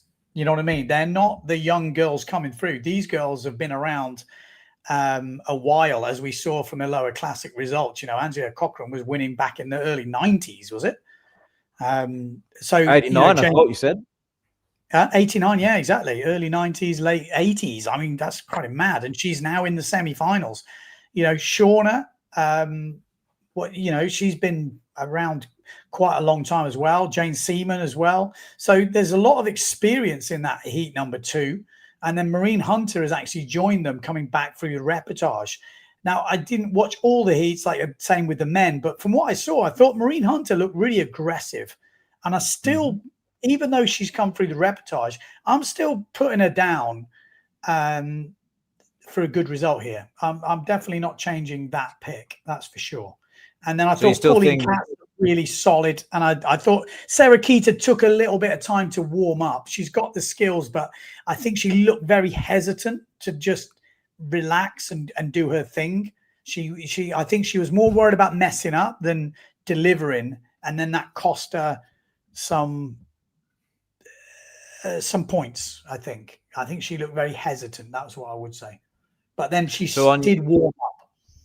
Yeah. Well, on your predictions, you had first Sarah Keita, second Maureen Hunter. So is that changing, or you? No, I'm staying with okay. that. Okay. So you still think Sarah Keita's got it over? She's got a lot Maureen in the Hunter. tank, Sarah Keita. She has got a lot in the tank, and we haven't seen the best of Sarah Keita. A bit like when I was saying about Ricardo and Sugi the other day. Like when their first day, you know, it's your first time out. They didn't look quite like they were flowing, and then the second day, they like different riders to me. Same with Lenny as well. I thought he looked like he didn't quite have his best heat. He needed a bit of a warm up.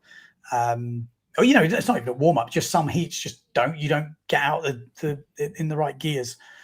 So I think we're going to see. I think still Sarah Keita's going to win, and I think Maureen Hunter, Pauline Katz, Vermeister's got a chance maybe, but they can't all make it anyway. So maybe Pauline Katz third. Yeah, Pauline Katz was sailing well. Can you can I just quickly see the other heat results in comparison to that heat as well, just so I can see the first ones?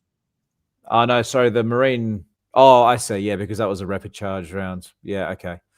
No, so Sarah Keita got a 10.2, which okay. Yeah. Pauline Katz 996. Shauna Coppas, that was a really close heat actually, and it was going back and forth. Actually, a lot of the girls' heats were really close because the scores they were giving were really like a tight. They were really close together. So any tiny little movement like had a big problem. Like Pauline kind of smashed her. She looked really comfortable. In the end, Sarah Keita, I thought, you know, smashed her heat. And this one, the end one, this was going backwards and forwards all heat between all of them. Actually, it was quite an interesting heat. Interference. Maureen Hunter had that interference. So I'm not sure what that wave was. That was her best scoring wave. Yeah. So that probably would have put her through. Yeah, that was just Marine being, you know, a fairly downwind on the same wave, probably thinking that two people can ride the same wave, but obviously got penalized. Yeah. That was actually an interesting one too. I mean, what do you think about that? When a sailor is fair off down the line, at what point does it become an interference? Get out of it. Okay, yep. Okay. Well, the thing is, if we're free sailing, it's a different ball game. If you're in a competition, you know, especially a hook keeper, if it's your wave, you don't want them closing out the wave, because when they're moving around on it, it does all sorts to the wave. And also it stops you doing what you want to do. You want to have a free rein to accelerate down the line, go for an aerial, do a turn, do what you want. And you've got somebody just messing around downwind of you. It doesn't work. Now, in the real world, if it's a busy spot, and let's say you've got a good guy and then maybe a not so good guy, that not so good guy can go off down the line. They're not doing critical turns and they'll get away from you. And you, in theory, as a better rider, can do more vertical turns and slow your wave down maybe. So Cape Town's a classic for that. It's not a wave where you ride a long way. You might only have a couple of turns. So in Cape Town, if you aren't as good, or you're a good rider, you can let someone just go off down the line because they're going to be miles away by the time you're doing your turns. But hook keeper is not that type of wave. You can't really do that. Same with Nalu or somewhere, you know, it's got a decent wave. You don't want someone downwind of you because you want to be able to accelerate and do an air, and you don't want to have to work out what they're going to do before you choose what you're going to do. Yeah. Yeah, no, that's a good point. Oh, actually, I've just quickly found it just for a bit of entertainment here. Where is it? Here it is. This is the. It was a bit ridiculous because she actually jived on it, didn't she? If I remember right, I could be wrong. Well, yeah, here it is. Here, it's a replay. Yeah, I should too. Yeah, now that I see it again, this is just. I'm sorry, too far. That. Do you know? Is it already? Yeah, no. For some reason, I had it in my mind she was actually further downwind than she was. But yeah, that's actually a bit. You're asking for trouble being that close. But I mean, just so I know, I'm clear on the rules, because let's just say Marine was another 20, 30 meters down the line, like just way down the line. I mean, that's allowable? Or, I mean... Yeah, if you don't interfere, in theory, if it's got a broken wave between you and them and you've not caused any problem to the wave, and it's like almost like two different sections, which has got no join or anything, yes, no problem. I mean, the question is like, could Marine have been on that wave first, even though they were riding upwind? I mean, that's you never know that. It looked at that was a good wave for Marine. That's it looked windier.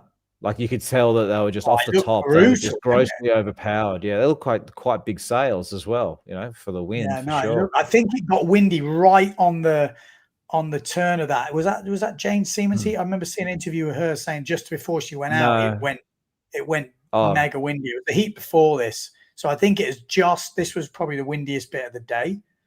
Yeah, okay. So I thought you were saying it's Jane in this heat, but yeah, no, probably no, the one before, as well. I think it was. That's one thing for anyone who's followed this podcast. I think, you know, a while ago, we had a discussion when I visited Maui. For anyone who hasn't been to Maui, it's quite surprising how much that wind can come up and down there. You know, for some reason I had it in my head that Maui, you know, it has a sort of trade wind and it just blows a certain speed all day. But you know, it can go from 10 knots to 30 knots within 10 minutes. You know, or you know, it can go up and down quite a lot. It was actually quite surprising. So that's what you're seeing in this event. You know, when it's the wind's changing, it makes it tricky, doesn't it? You know, for the sailors having to choose sails sometimes, I can imagine. It's super tricky. Yeah. I was listening to a couple of the boys' interviews the other day where I think, well, it might have been this morning, but Paré, Victor saying they took the bigger boards, but they were like almost too big. But you know, on the bigger waves, because they're obviously wider, you couldn't quite get the rails in and stuff. When you're on the bigger board, it is much harder to ride with conviction, especially in the chop. There's more kind of volume pushing back at you. Yeah. Anyway, so that was the day. So it was quite an entertaining day with a few controversies, especially the Antoine and Kai situation. Yeah, it's interesting again, and you wouldn't have thought Kai would have been in something like that. So I think that was definitely interesting. Lost a few big names. I think Kai Lenny was definitely a lot of people's picks to make that final. But every year he has come up a little bit short. He's showed moments of he's got what it takes to win it or to get there to the finals and stuff. But you know, every year he's always had something that's not quite gone his way. And I think that is the difference between it not being your main discipline and maybe, you know, jumping around a little bit, because obviously he's got the skills, he's got the talent, he's got the style, he's got everything, but just not quite finding it. And I wonder if that's going to eat him away. It probably won't. He's got so many other things going on, but I think he does want to win it. He does, you know, like, and it's like, does he think, right, I have to put some real effort in because he's sailing good enough. But the problem is, it's like when you see all these football fans cheering for their team and getting really upset when they don't win. You're like, you do know there's another 10 teams or whatever it is doing the same thing. You know, it's not like you can totally control everything. You can't. You can only be as good as you can be. And then if someone else is better, so be it. And that's what we're going to see playing out in those semifinals. You know, we'll see. Interesting thing for Kai, though, is it doesn't get any easier as you get older. So the question is, if he has the dream of winning the event, you know, how much time does he actually realistically have to get that job done as well? You know, I mean, he could do the Kelly Slater and win it at 50, you know, I guess, but it's that's it's I think conditions would play a part, maybe conditions. Like, let's say it's bigger, it's gnarlier, it's war, you know, whatever. This could play into his hands. And we saw Pritchard, I think, win it, or at least nearly win it. I can't remember, around about 40. And you're thinking, well, you know, Swifty's 40 now. Maybe he's going to have his chance. Who knows? You know, all those guys that are in the semifinals are 8 riders, and the women as well. They're in with a chance. I would say the women, I'm still favoring Sarah Keita. Like, if I look at the names, I'm like, yeah, I think she's still the favorite. But in the men, there's a lot of favorites. There's a lot of favorites. And I'd be very impressed if someone could pick the top 4 in order. Like, you win a hat if you can. But it's hard. Even now, you know the top 8. What will that heat order be in the final? You can still make a prediction. I think it's obviously easier now, but wasn't it John Carter that picked it last year? Was that last year he did that? He picked it for Pozo. Chile. Oh, was it Pozo? Was it? Okay. Yeah, it was one of them. He picked it pretty good. But Pozo's a bit easier. Pozo, there's kind of 4 clean favorites, I would say. Whereas Maui, riding only, you've already seen we could have had a whole different load of results, and we wouldn't be surprised. We wouldn't be sitting here going, "Oh, Botsam got knocked out. Oh, Ricardo got knocked out. Oh, Camille got, you know, Camille did get knocked out. You know, Burnt got knocked out." It wouldn't totally surprise you. But yeah, there we go. Who's excited? Who will be the world champion? Let us know in the comments. Who do you think? Who do you think? Who do you think? Come on. Put it on the line. Who do you think is the world champion? Win? Who? No, who do you think? You. I see. Well, let me just quickly look what I wrote on my original. No, what do you think now? You might have changed your mind about knowing. What do you think? Don't look. No, I already know. But I know what I wrote. Who? Yeah, my heart's. I'd love to say Bant. Andy Wood says Mark. Yeah, I mean, I wrote Bant as the original, so I'm kind of like, it would be nice. No, who's going to win the world title? I see. Sorry.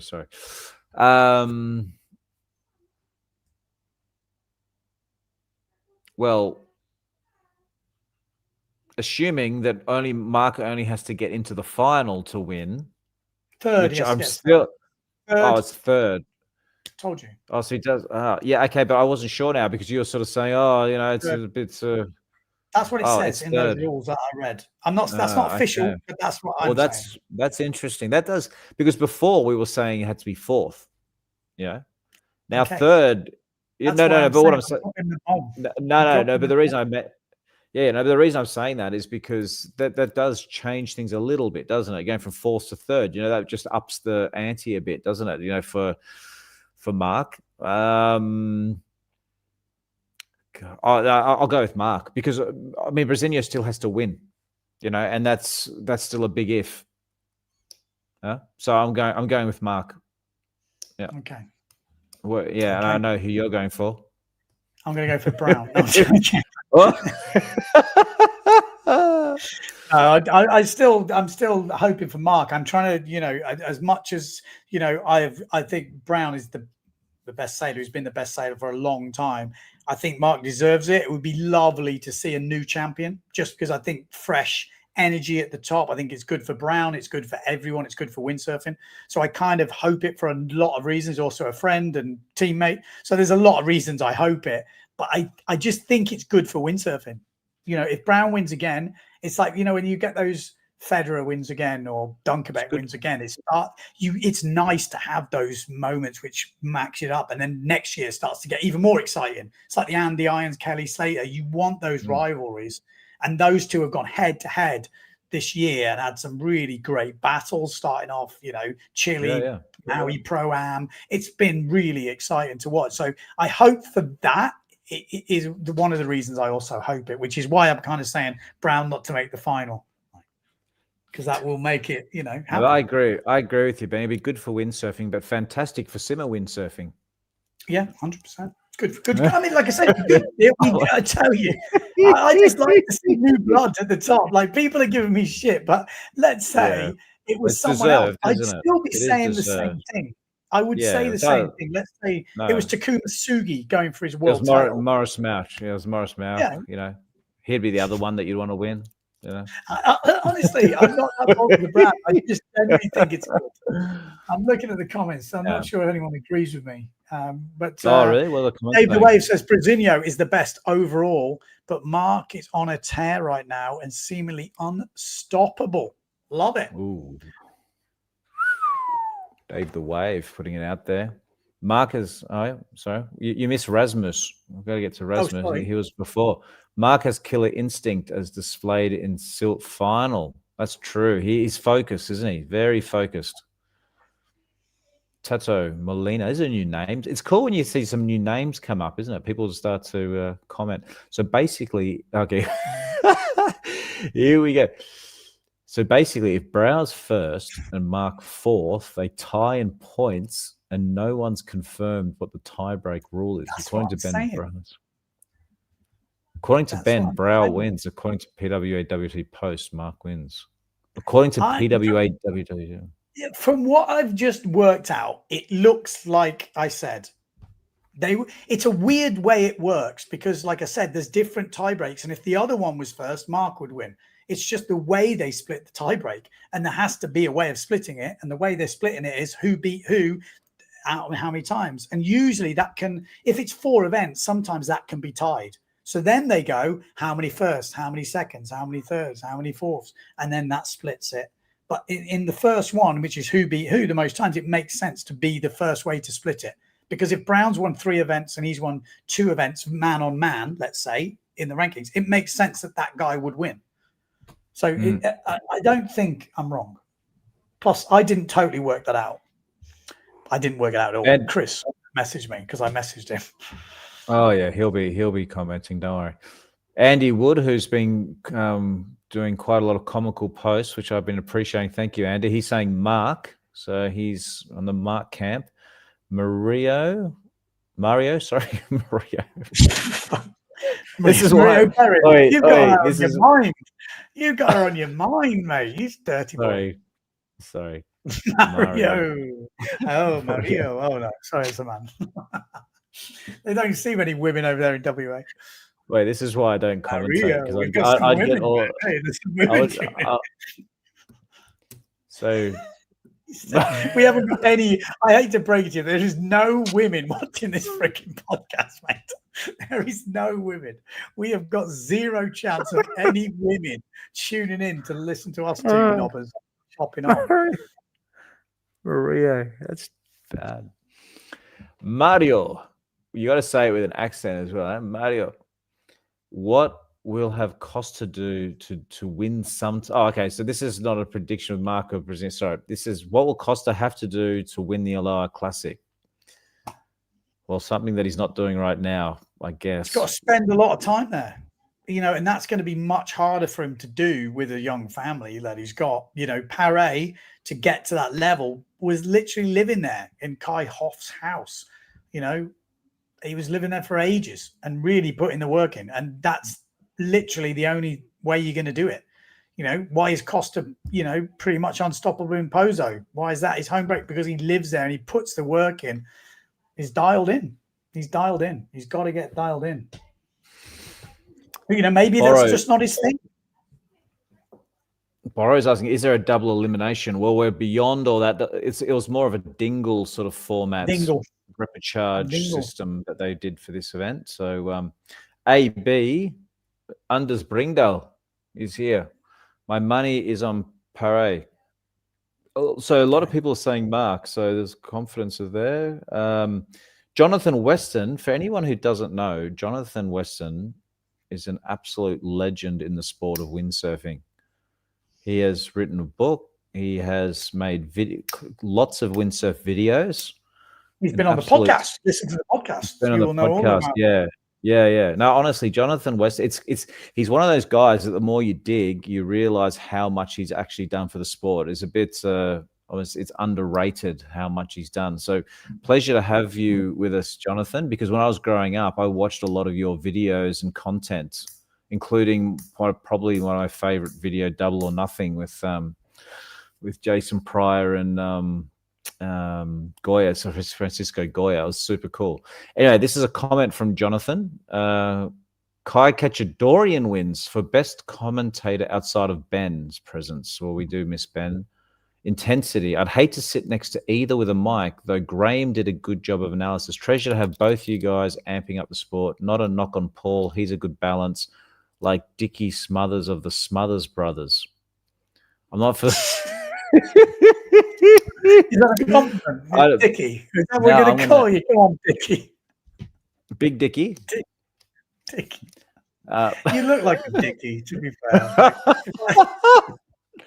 Oh, thanks, Jonathan. Now Ben's going to be calling me a dick from now on, so thanks Dickie. for that. That is a great name for you. I like it. But Big Dickie. Jonathan, are you going to tell us who you think's going to win, though, Mark or Brazinho? There's more comments coming in. What do we got here? Tomash. Here we go. Tomash is getting serious. Ben, which rule book, year and version are you looking at? Okay, the truth is, I looked at the thing. I thought this could end up in a draw easily. I better find out. Otherwise, Distant Horizon is going to kill me. So I rung and messaged the PWA press officer to say, has anyone worked it out yet officially before I go and do it unofficially? And he messaged me back those list of those rules. So I looked through them and then he worked it out and said, this is what I think. And I was like, looking at that, that's what I think. That's where we're at. Right. Okay. Vino? So to answer your question, I have no clue. Yeah. Vino, draw equals target session. What's that comment? I'm not sure. Am I maybe like a expression session, a sail off we talked about. I see. Okay. Hey, Andy Wood again. My wife loves the podcast. Shout out to Andy Wood's wife. Wow. So we do have a woman listening, Benny. He's interested in Dickie. That's the thing. My wife loves the podcast and she says brown. Okay. Well, that's cool. Tomash, for PK to win, Philip Costa to win Aloha, he needs to reverse the trade wins and have a support. Yeah, that's a fair call. AB has responded. He's not Bringdale. Sorry, AB. Oh, that's all right. He looks like a good sailor, though. He's doing a what's he doing there? It's like some kind of freestyle move in his profile photo. A good sail. Here we go. Is that? I didn't see it. Pen Bled. Oh, it's a sim. Pen Bled. What about Windsurf AI sponsoring the event? Imagine they start sponsoring the tour. This company is worth hundreds of millions. Yeah. So for anybody who is not aware, but the sponsor of what is it? Look, I am all up for sponsors chucking in money, but they have to work on their AI-generated images of riders because it's not a great start, is it? Are you joking me? I thought it was a joke. It's quite funny because it's a good talking point, but I don't. You like that, didn't you?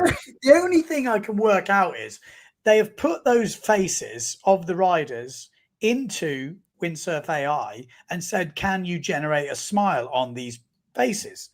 And and make a graphic. And then because AI can't replicate a real image because it's some copyright or you could be changing someone's face, they have to change the face a little bit. And maybe that's what's happened. That's my only guess. But why did the faces need to be changed? They got a photo of their profile. Yeah, I know, but the problem is because I've been trying to do stuff of you, like dress you up in a police's outfit with a big like dildo truncheon and stuff, and it wouldn't replicate your face. What did you do? Like It kept changing. Oh, it was a long story. I was trying to make some funny meme shit, but I was going to embarrass you. You know the usual stuff, and it just wouldn't put your face in it. Kept coming up like these guys, like you, but slightly weird. And I was like, why can't you just, and I kept writing back to it going, just use the original face. And it would like come back like, ooh, ooh.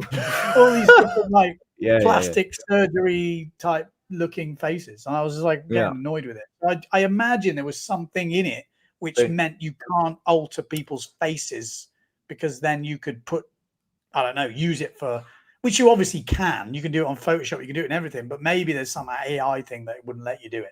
I could be wrong. Well, Benny, if you ever do any AI imagery of me, can you just at least throw some hair on my head? You know, yeah, like I said, I would, but it didn't look like you, so I was like a bit gutted. I put some effort. I could show you the results actually. But anyway, if anyone is not aware, and I'm not really fully up to speed, but Windsurf is a rebranding of a Silicon Valley company that is associated with AI, and I don't really know fully what they do, other than they're obviously involved with that technology, and they've bought the domain name windsurf.com, which actually is a weird thing, because can you think of any sports where a company has actually bought, I mean, imagine getting like basketball.com or football.com, and then it's a company, like it's almost, in a way, I'm surprised that you can actually buy the domain name of a maybe sport. they were a windsurfer, bought windsurf.com years ago thinking it was going to make them millions, and then no one bought it, and they were like, oh bollocks, what are we going to do with that domain name? And then they were like, hang on a minute, we could but don't you think it is weird though that it's allowable that a company is allowed to buy what I consider a generic, I mean, I don't know, I guess they've got Apple, that's a fruit and whatever.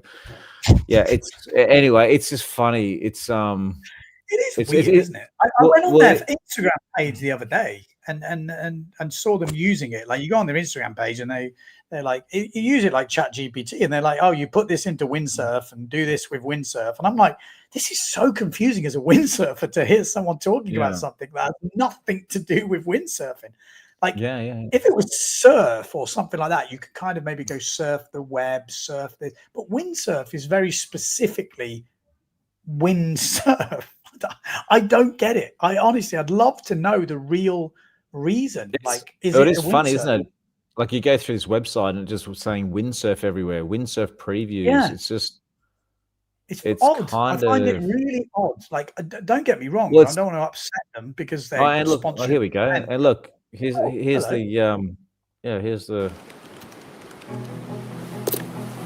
oh shit. It's just a windsurf. Oh, sorry. Maybe he's listening. Hey, my name is Varun from Codium, and today we're launching the Windsurf Editor. Think about the last time you felt magic with technology. The first ChatGPT question, the first smartphone interaction, or the very first internet search. Magic happens when the interaction with technology is intuitive, but it's also obvious that something super powerful is happening under the surface. So what does true magic look like for software development? We believe it's an editor where you and the AI can truly mind. But with capabilities like Cascade, you should also internalize that something super powerful. It's really fast. I think this is the next big thing.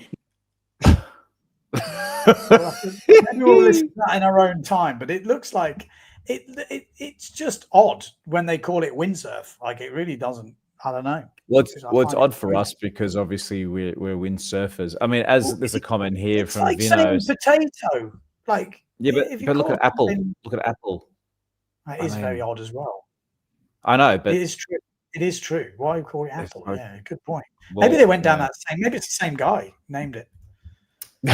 He's like some genius in Silicon Valley who names companies, and he's just come to him and he's like, "Give us a name, a mighty one." And he's like, "Oh, Windsurf." That is your one. He was just stoned out of his mind with one of the.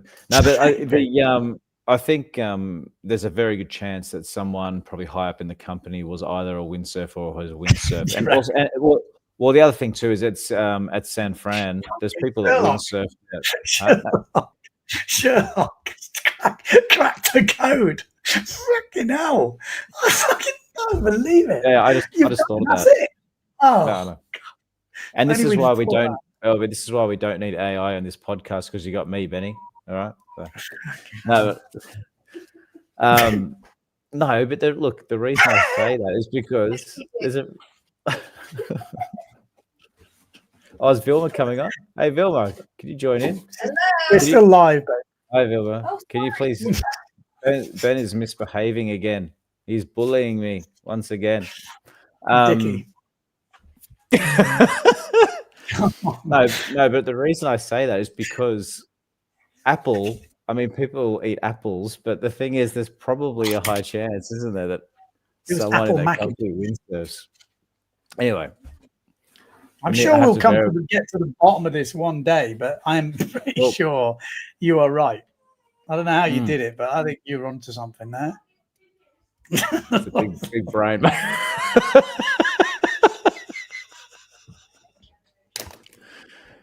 I'm done with this podcast, though. Yeah, I just can't take this bullying any longer. I've got to go surfing anyway. Too old for this shit. This is going.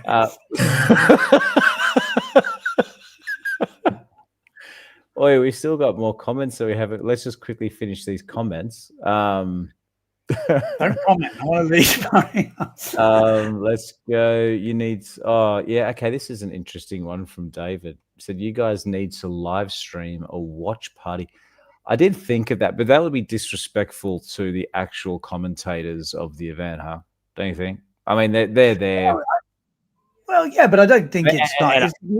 I don't think you commentate it. You're just there to like have a watch party. If you're watching it on your own, yeah. It's much more fun to watch it with other people, which I guess is the comments. I guess it's the same thing, but it would be quite funny. Yeah. I see. Only problem for me is 11 a.m. is about 3 a.m. in the morning here, or 4 a.m. Not a great time. But Andy's right. Andy's right. Totally know that. He's like I said. That's what I said. That's what I said, Andy.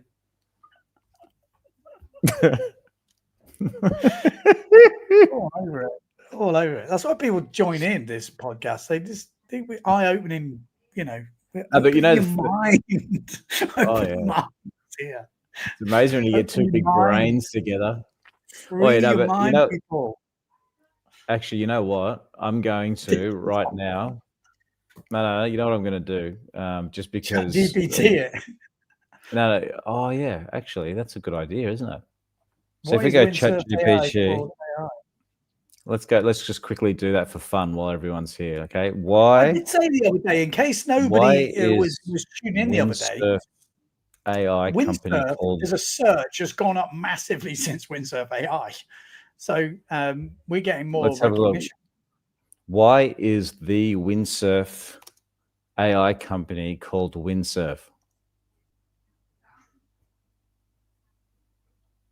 The name Windsurf AI is likely a combination of two elements, Windsurf and AI. Yeah, okay. So this doesn't give an answer. So anyway, now I'm curious.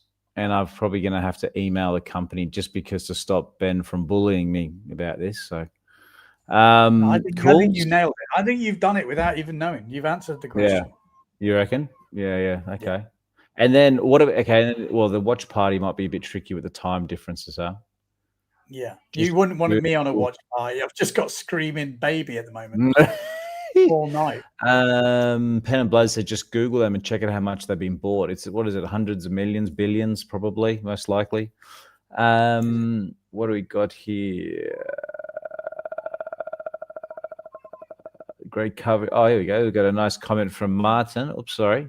Great coverage by you two again. Much appreciated. Also, the video coverage of the event is good this year. Yeah.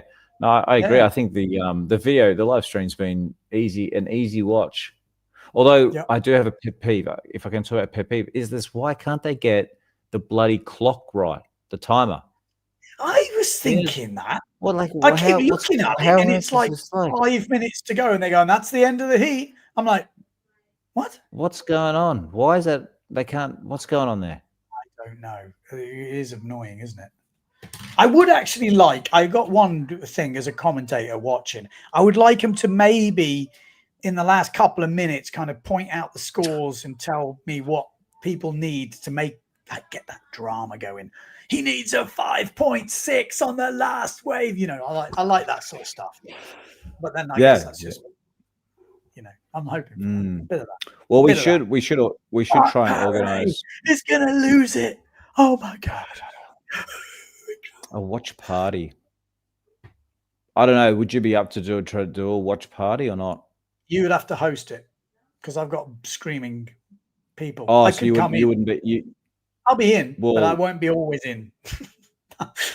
No, well, I'm not doing it by myself. No, not doing it by myself. It's either. No, but we could get Distant Horizon in. Future Horizon. Future Horizon won't bully me as much as you are. There's a lack of excitement. Yeah. Oh well, we'll just have to wait and see, I guess, and watch. Anyway, thank you to all you guys once again for joining us. It's a very positive community that we've somehow generated. And I hope you all get a chance to watch the live stream tomorrow, and we'll do the same thing again tomorrow, will we, Ben? We'll dissect it. No, it depends. If Mark doesn't win, I'm off. I'm throwing my toys out the pram. I'm fucking over it. No, when Mark wins, we're not going to hear the end of it. We will. I'm actually quite you know, I didn't even put him down for winning the comp, just third. You know, I give him an easy run. Oh, that's true, actually. Yeah, but that's enough, isn't it? If he gets third, exactly, that'll do the job. Just manifesting. I'm down in Sagres. All the hippies are down here. All manifested. Brown goes out. Mark wins. Oh, I would say. Now look at it. Good luck, everyone, tomorrow or today or whenever it is, and we will be there. Stay tuned. We might have a watch party with Dickie Smothers. Oh, we're going to do it, are we? If you haven't listened to the rest of the podcast, you won't know who that is. Dickie He's a genius. He's a genius. He's a goddamn genius. He's cracked the code. Da Vinci Code. All right, everybody. Till next time. Adios.